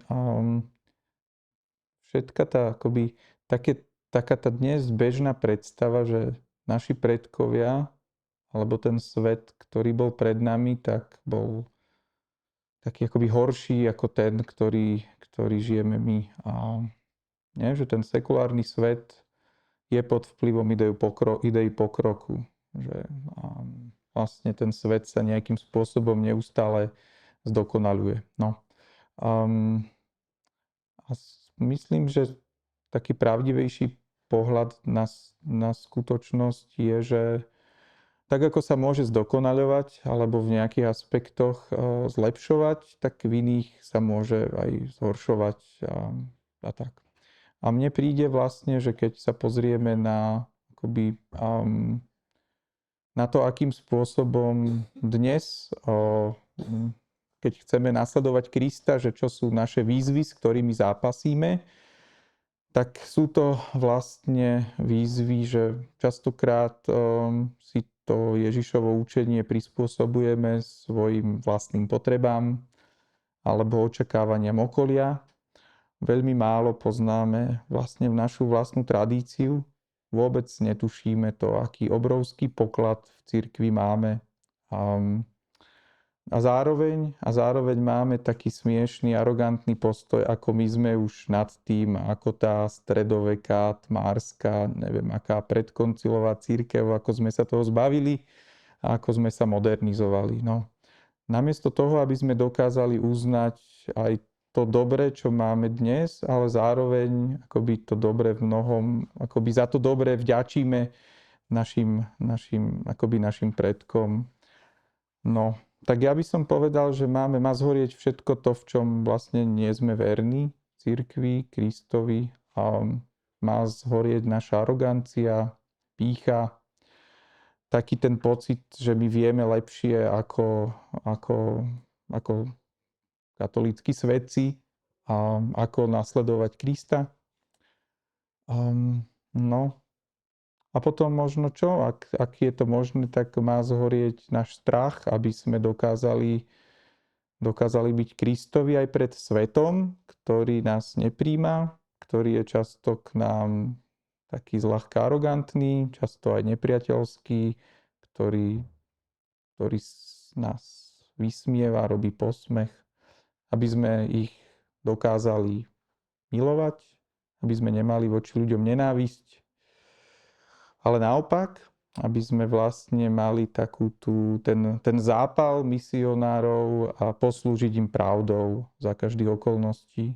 Tak to si myslím, že to keby sa nám viac darilo, tak ani Rod Dreher a Andrea Riccardi by nemuseli písať takéto knihy.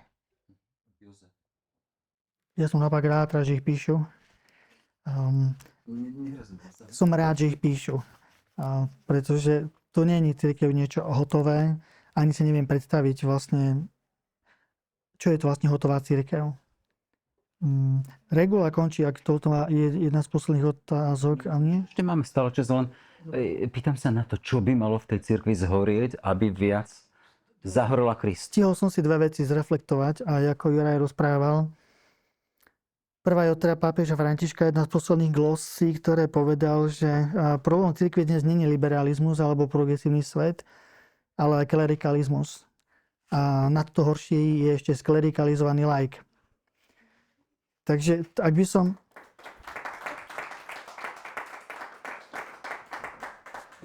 ho uvažoval, čo má pri tom môjho Ježišovom kríku dohorieť a už nehorieť, tak je to dominancia klerikalizmu. Nie klerikov ako takých, ale klerikalizmu. Ich je stále menej, ale... Napriek tomu to dominuje v mysliach ľudí. Tu nejde o počty. Aj tá hrska, ktorý ostávame v tom klerickom stave, sa cítime pod tlakom kvázi toho liberálneho sveta, nejakého nepriateľa, ako utláčaný a teda pravdivý a v pohode. Že nemusíme riešiť nič, len odstraňovať tento tlak zvonka. Ale pápež František upozorňuje na to, že tu existuje taký ten problém, ktorý má klerikál, tak klerik, ak je príliš vyčleňovaný tým laikom a zároveň teda, že riešením je zlaicizovať viacej alebo dať viacej toho laika do tej štruktúry cirkvi, že musí zhorieť, akoby zaniknúť a už to zaniká. Keby sme nechceli, tak to musíme priznať, lebo ten počet klesá. Hej? Takže bude toho menej, našťastie. Ale a našťastie teda s nádejou mám to, že tí laici pochopia, že teraz je rád urobiť tú rovnováhu A keďže horí a zhára ten klerikalizmus, tá dominancia kňazov, ako všemanážérov, a to aj tí ľudia majú na tom vinu, nielen tí klerici, tak proste je to fáza, že so zhorením klerikalizmu sa musí zapáliť ten laický prvok. Len si do toho vstúpim, ešte chvíľku, len dopýtam sa, len aby sme mali tú konkrétnu predstavu, akým spôsobom sa potláča, alebo horí, alebo spaluje klerikalizmus. Ty si klerik, čo by si privítal? Tak ty si bol v komunite. Keď je komunita, živá komunita, dokáže povedať tomu členovi komunity, toto nerobíš dobre, spolupráce a jezuiti majú čosi také, teda, že raz za týždeň si sadne z komunity, ešte noviciace a celá komunita povie, že čo nerobí dobre, bez toho, aby niečo mal povedať na to. Chcem sa spýtať, aké sú cesty na to, aby klerici opúšťali to klerikalické alebo to klerikálne? Je to práve to uvedomenie si, že som na začiatku, dennodenne. Že nemám niečo ako, že som pokročilý kresťan, pokročilý kresťan, že v podstate novokňaz môže byť v rovnakej svetosti, aj v nesvetosti, slepého nadšenia, ako to môže byť u kňaza po 30 rokoch. Ja som zažil teraz pred 2 dňami veľmi zaujímavý taký kultúrny pozitívny šok, že sme si ako kňazi prvýkrát predviedli v rámci takých kňazských dobrovoľných stretnutí raz za mesiac synodálnu formu komunikácie. A bolo veľmi milé zažiť, že kňazi, mladší ako ja, som tam najstarší, hovorí, prvýkrát ako kňaz sme mali stretnutie nejakú schôdzu. Prvýkrát som sa nebal hovoriť, čo uvažujem. Prvýkrát som vlastne mohol počuť iného a neposudzovať ho. A nakoniec sme ešte aj prišli na to, že čo môžeme teda urobiť v rámci jubilejného roka, ktorý sa v spišskej diecézi spúšťa v piatok. A to bolo pekné, že si uvedomili, že nezávisle na tom, v akom sme veku, aj cirkevnom, aj v tom svojom služobnom kňazstve, že som vlastne začiatočníkom a jedno, že proste tá určitá pokora, ktorá vidí pravdivo moju službu, ale nevyzdvihuje ju nad hodnotu. A to sa dá urobiť len vtedy, keď vidím tú hodnotu laika nie akože podriadený a on má vykonať to, čo mňa ako kňaza napadne, ale ja môžem začať robiť len, keď nás to napadne spolu, alebo len, keď to od neho počujem. Ja mu nemôžem nariadovať, že čo mal v tej cirkvi on robiť. Musíme to tou synodalitou, ktorú spustil František a aj súčasný Lev, a pokračuje svojím spôsobom, že to je to vzájomné počúvanie. A stále mi to vlastne konotuje tú regulu, že Benedikt to mal proste uložené veľmi dobre. Ale paradoxne regula začína počúvaním a o tom je to všetko o nepočúvaní, lebo tých 73 kapitol je o problémoch s mníchmi. Takže on je... Hej, čiže počúvanie, čiže jeden kňaz, jeden farár by sa nemal báť počúvať napríklad svojich farníkov, alebo na druhej strane tí farníci by sa nemali báť ísť mu povedať, že dnešná kázeň bola na nič? To by nebolo synodálne. To je naopak to kontraproduktívne, čo nebude. To buduje len naozaj vyzretého kňaza. Keď niekto kňaza napomenia a on je proste v tom svojom klerikálnom narcizme, tak to proste neporieši nič. Ale keď je to v tom... Kať ho v tom klerikálnom narcizme? No nedá sa proti tomu nejak revolučne bojovať, lebo sa to nedosiahne sa zmena.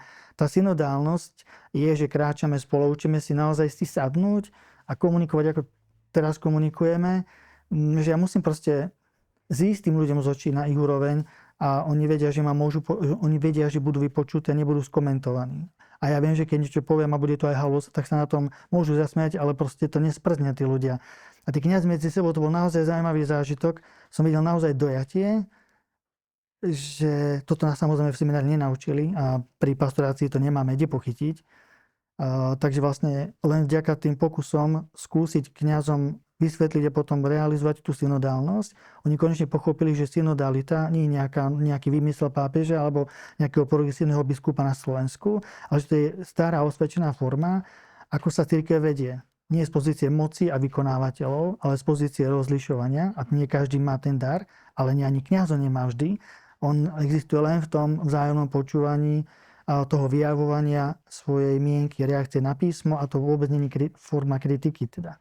Počúva sa to dobre, ale keď ideme len vyslovene do tých kapilárov cirkvi, máme zážitok, tu sme veriaci, máme zážitok tej synodality vo farnostiach. Ja tu mám zažité z Daliborka v Bratislave a to bol moment, keď sa tam stretli na tých synodálnych stretnutiach pri stole po 5, po 6, sme boli susedia z domu, z Činžáku a sme sa prvýkrát v živote bavili o duchovných veciach, susedia z Činžáku a mali sme z toho zážitok, že aj takto sa dá. A pýtam sa, že kde je tá synodalita po tých rokoch na Slovensku?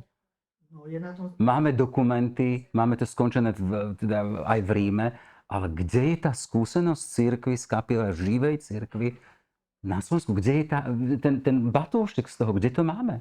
No prichádza to, lebo sme ešte nemali synodalitu v cirkvi zažito. Teraz zostrednite so svojimi spolubratmi. Juraj, vy máte takú skúsenosť? Ja by som vyjadrím sa aj k tomu, ale vlastne by som chcel povedať, že ja to vidím akoby asi výrazne inak. V nejakom aspektoch. A síce ja si myslím, že klerici by mali ostať klerikmi a laici by mali ostať laikmi. Nemali by chcieť byť laici viac klerikmi a klerici viac laikmi.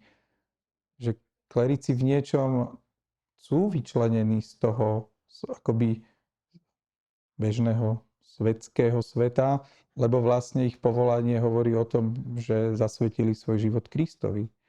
A to hovoria aj vonkajšie znaky, keď si oblečú habit alebo reverendu, keď neslúžia svätú omšu v teplákoch a podobne.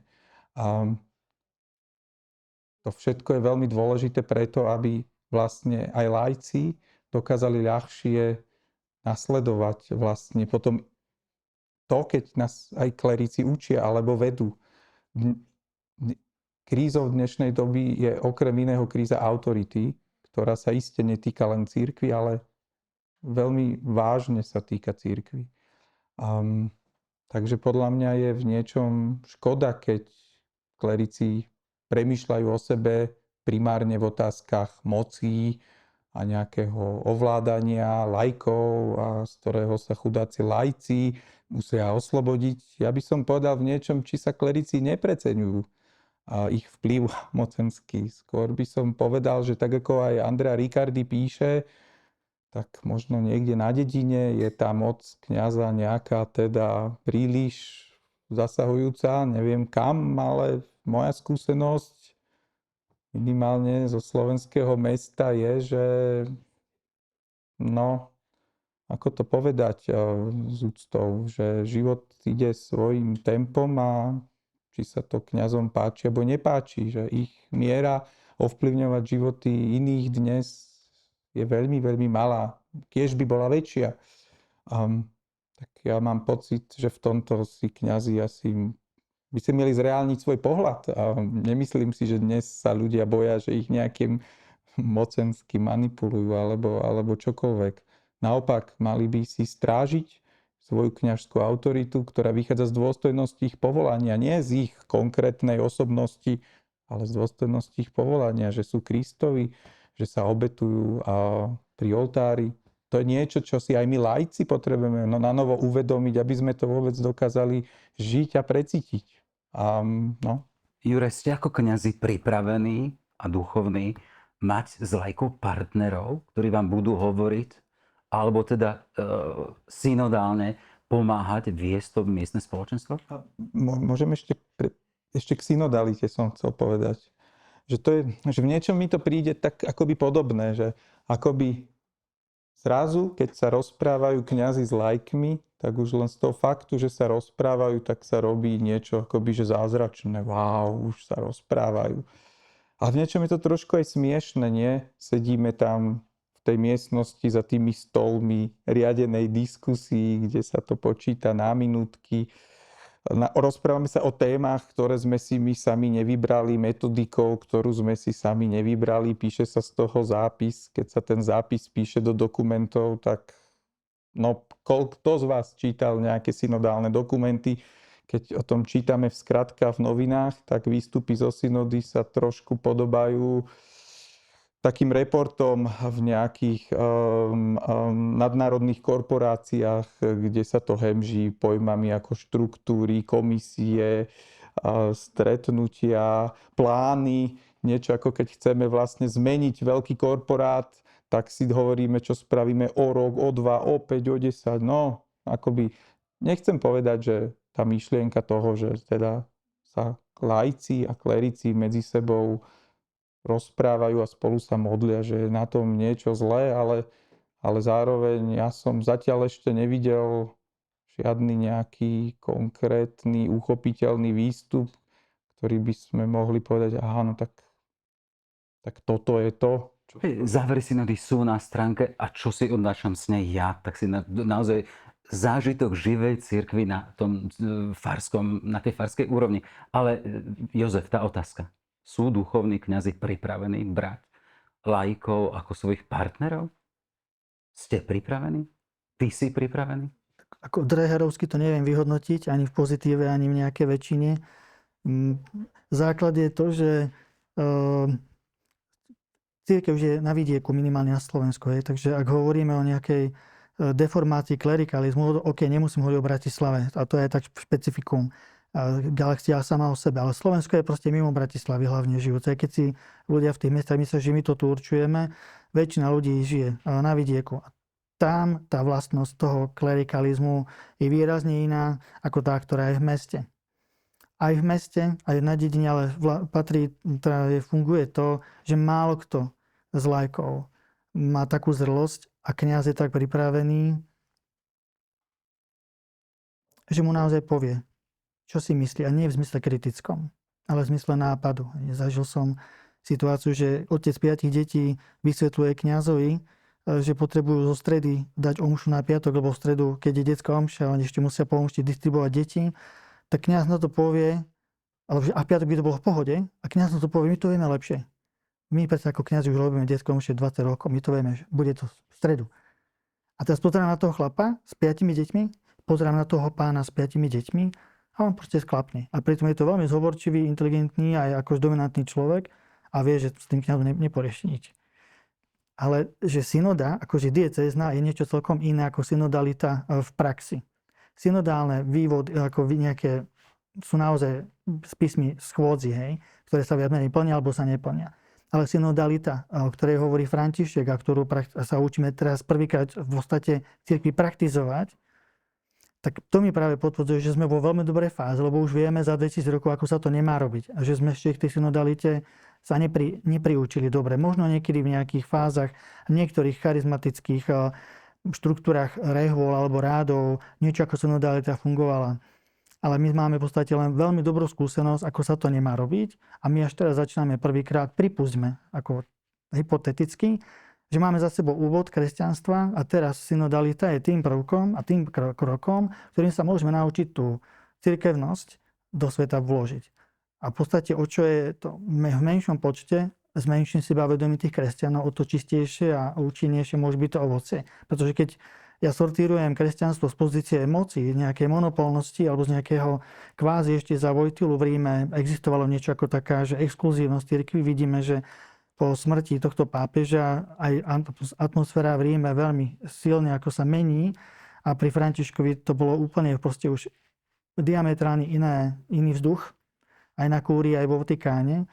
A dnes je to už úplne ešte ďalej. Už nikdy taká dominancia, teatrálnosť, ktorá bola na tej časti Vojtilu užitočná, alebo padal komunizmus.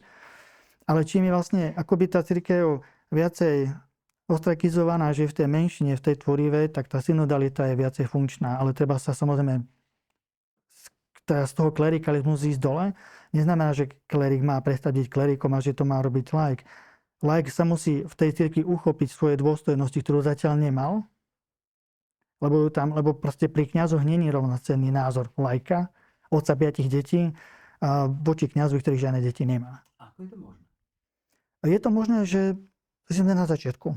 A ako sa vlastne môže teraz ten model farský a farnosti a diecézny oživiť tou synodalitou. Takže sa navzájom počúvame, kráčame spolu a kňaz v tých veciach mimo viery a mimo morálky nemôže mať väčšie slovo ako nejaký manažer, inžinier, architekt, ktorý sa vyzná viac do ekonomiky a do manažovania ako ten kňaz. Ten kňaz to síce robí ako to vie. Niektorí sú nadaní ekonomovia, väčšina z nás sú mimo nadania. Ja som mal na to dvojča, na ekonomiku. Takže vždy si proste záleží, aby tam bol človek, ktorého ktorému dôverujem a mu zverím tú časť, ktorú on môže prebrať. Takže 3 bodky. Len nám beží čas a ešte aby sme prešli aj otázky a vidím tam takú konkrétnu, že prečo sa otec Jozef a moderátor boja povedať, že kresťanstvo má vo veciach viery a mravov pravdu a svet sa mýli. Veď to stratených metie nepotrebujú potom Krista. Jozef. Ako protestujem, ja nemám žiadny strach.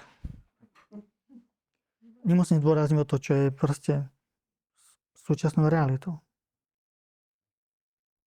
Teda ja sa tiež nebudem povedať, len ja vychádzam stále z toho, teda, že viera je dar. Nie každý ho má a ak ho mám, tak s ním narábam ako s pokladom, ale nemusím vždy ním zaťažovať. Môžem povedať svoj názor, ale nezaťažujem ľudí, ktorí nemajú cit alebo takéto zmýšľanie alebo zmysel pre duchovno, tak ich nezaťažujem tým, že im nakladám im niečo. Mravy, morálka a to. Vidíte, ako žijem ja a zoberte si príklad. Nepotrebujem vyslovene takýmto spôsobom vstupovať možno do fóra osobného tých ďalších. No? By som len mal ešte poznámku dal od Rahnera, ktorý nejako jediný hovorí o anonymných kresťanoch a o anonymných ateistoch. Že máme medzi neveriacimi ľuďmi, to nemám, ten termín nerad používam, o mnoho viac kresťanov, ako by sme si mysleli, aj v zmysle morálky, aj v zmysle nejakej všeobecnej pravdy, aj v zmysle života podľa svedomia. Aj medzi kresťanmi máme veľmi veľa ateistov, ktorí pod tým rúškom zbožného farizeizmu žijú čistý ateizmus. A ja mám veľký rešpekt si myslieť, že ja mám právo a povinnosť viac hovoriť o nejakej všeobecnej morálke ako títo ľudia, keď ma často zahambujú ľudia zo sekulárneho sveta v svojom kresťanskom konaní. A ja sa hanbím za svoje pohanstvo, ktoré proste ako kresťan žijem. Takže to nie je, že strach. To je veľký rešpekt voči človeku, ktorý není kostolne kresťanský. Ale spôsobom života ma často tí ľudia zahambujú. Rod Dreher konvertoval na pravoslávie, pozitívne vníma Orbána. Nie je práve spojenie oficiálnej cirkvi s politickou mocou antisvedectvom a príčinou sekularizácie, páni? Jozef. Nechám reagovať Juraja. Ja si nemyslím, že dnes sa cirkev nejak spája pod politickou mocou. Dreher vníma Orbána pozitívne v jeho viacerých konzervatívnych aspektoch jeho politiky, ale on nepredstavuje ani hovorcu pravoslávia a nevidí momentálne žiadnu v podstate krajinu, v ktorej by dnes bola cirkev spätá s mocou. Skôr by som povedal, že je dnes výzvou a tým, že vlastne cirkev dnes má učiť a má vlastne učiť v oblasti aj morálky a mravov, aby ju bolo viacej počuť, lebo aj kresťanskí politici potrebujú vlastne povzbudenie aj od cirkvi k tomu, aby vlastne obhajovali pravdivý pohľad na človeka, na rodinu a tak. Na druhej strane žijeme v spoločnosti, ktorá má veľké problémy s korupciou, s rozkrádaním spoločného, s prevracaním zdravého rozumu a pre mňa bije do očí takéto halasné ticho našich biskupov. Jozef. O biskupoch len s biskupmi. A to nie, že by som potreboval že by som od nich potreboval dovolenie.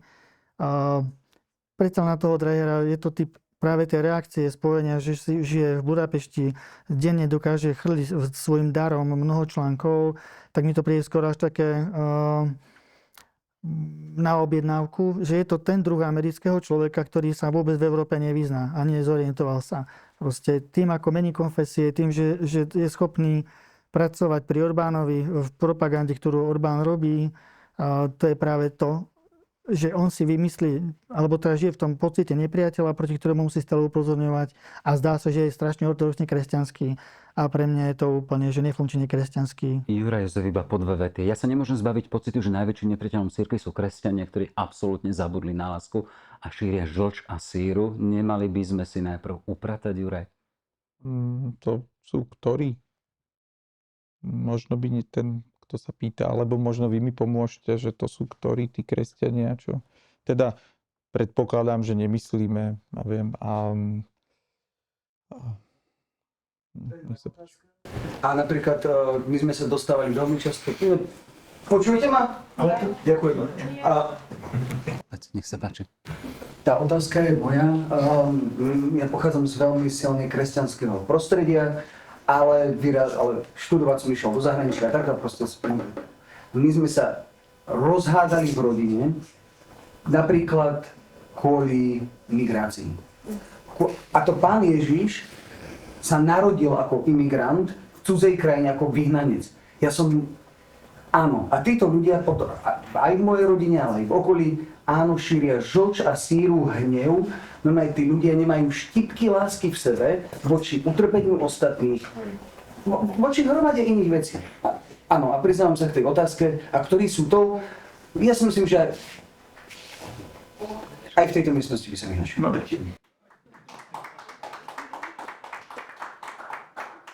Nemáme čas, musíme ísť ďalej. Ďakujem za odvahu, že ste niečo povedali takto na seba. Mám taký pocit, že niekedy sa my kresťania veľmi sústredíme na obranu hodnôt, odmietanie LGBTI.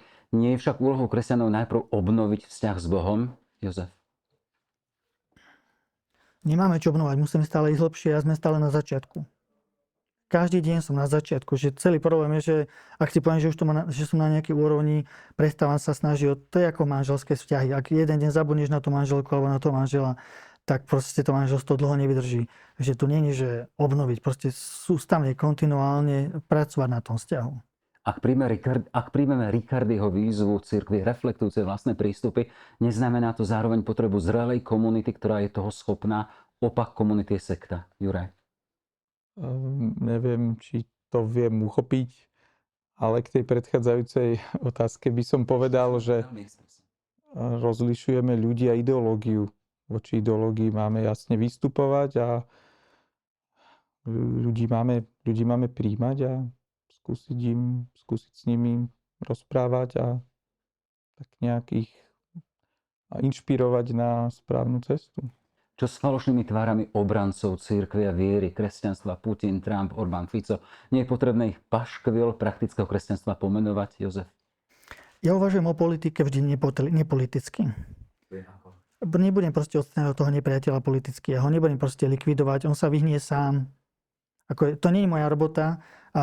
To je robota politikov. Keď ja riešim, že politici sú to najväčšie zlo, tak sa nikde nedostanem. Prečo je veľa slovenských kresťanov viac trápi smilstvo medzi dvoma dospelými, hovoc vo Francúzsku, než do neba volajúce okradanie miliónov spoluobčanov súčasnou vládou? Juraj. Myslím, že to tak nie je a nepoznám žiadneho biskupa, ktorý by schvaľoval korupciu. Myslím, že ten rozdiel je v tom, že že nie je spor o tom, že korupcia je zlá a že ju nemáme robiť, aj keď ju mnohí, alebo príliš mnohí ju praktikujú, ale nie je spor o tom, že toto je zlo, ktoré by sme nemali robiť, tak v prípade 6. prikázania mnohí ľudia si myslia, že to vlastne nie je zlo. A to je dôvod, prečo o tom treba viac hovoriť, nemenej. Ako majú mať ľudia zo sveta hľad po Kristovi, ak nikdy nezistia, že sa mýlia a že ho potrebujú, Jozef?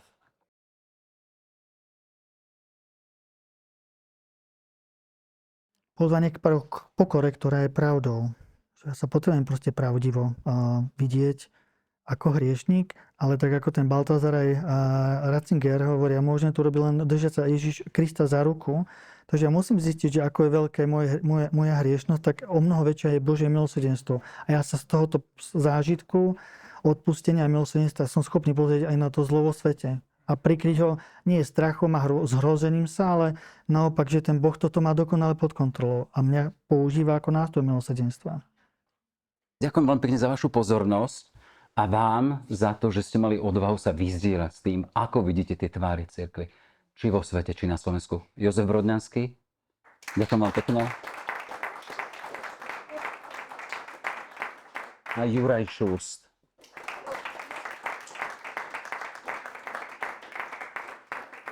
A vám ďakujem za pozornosť.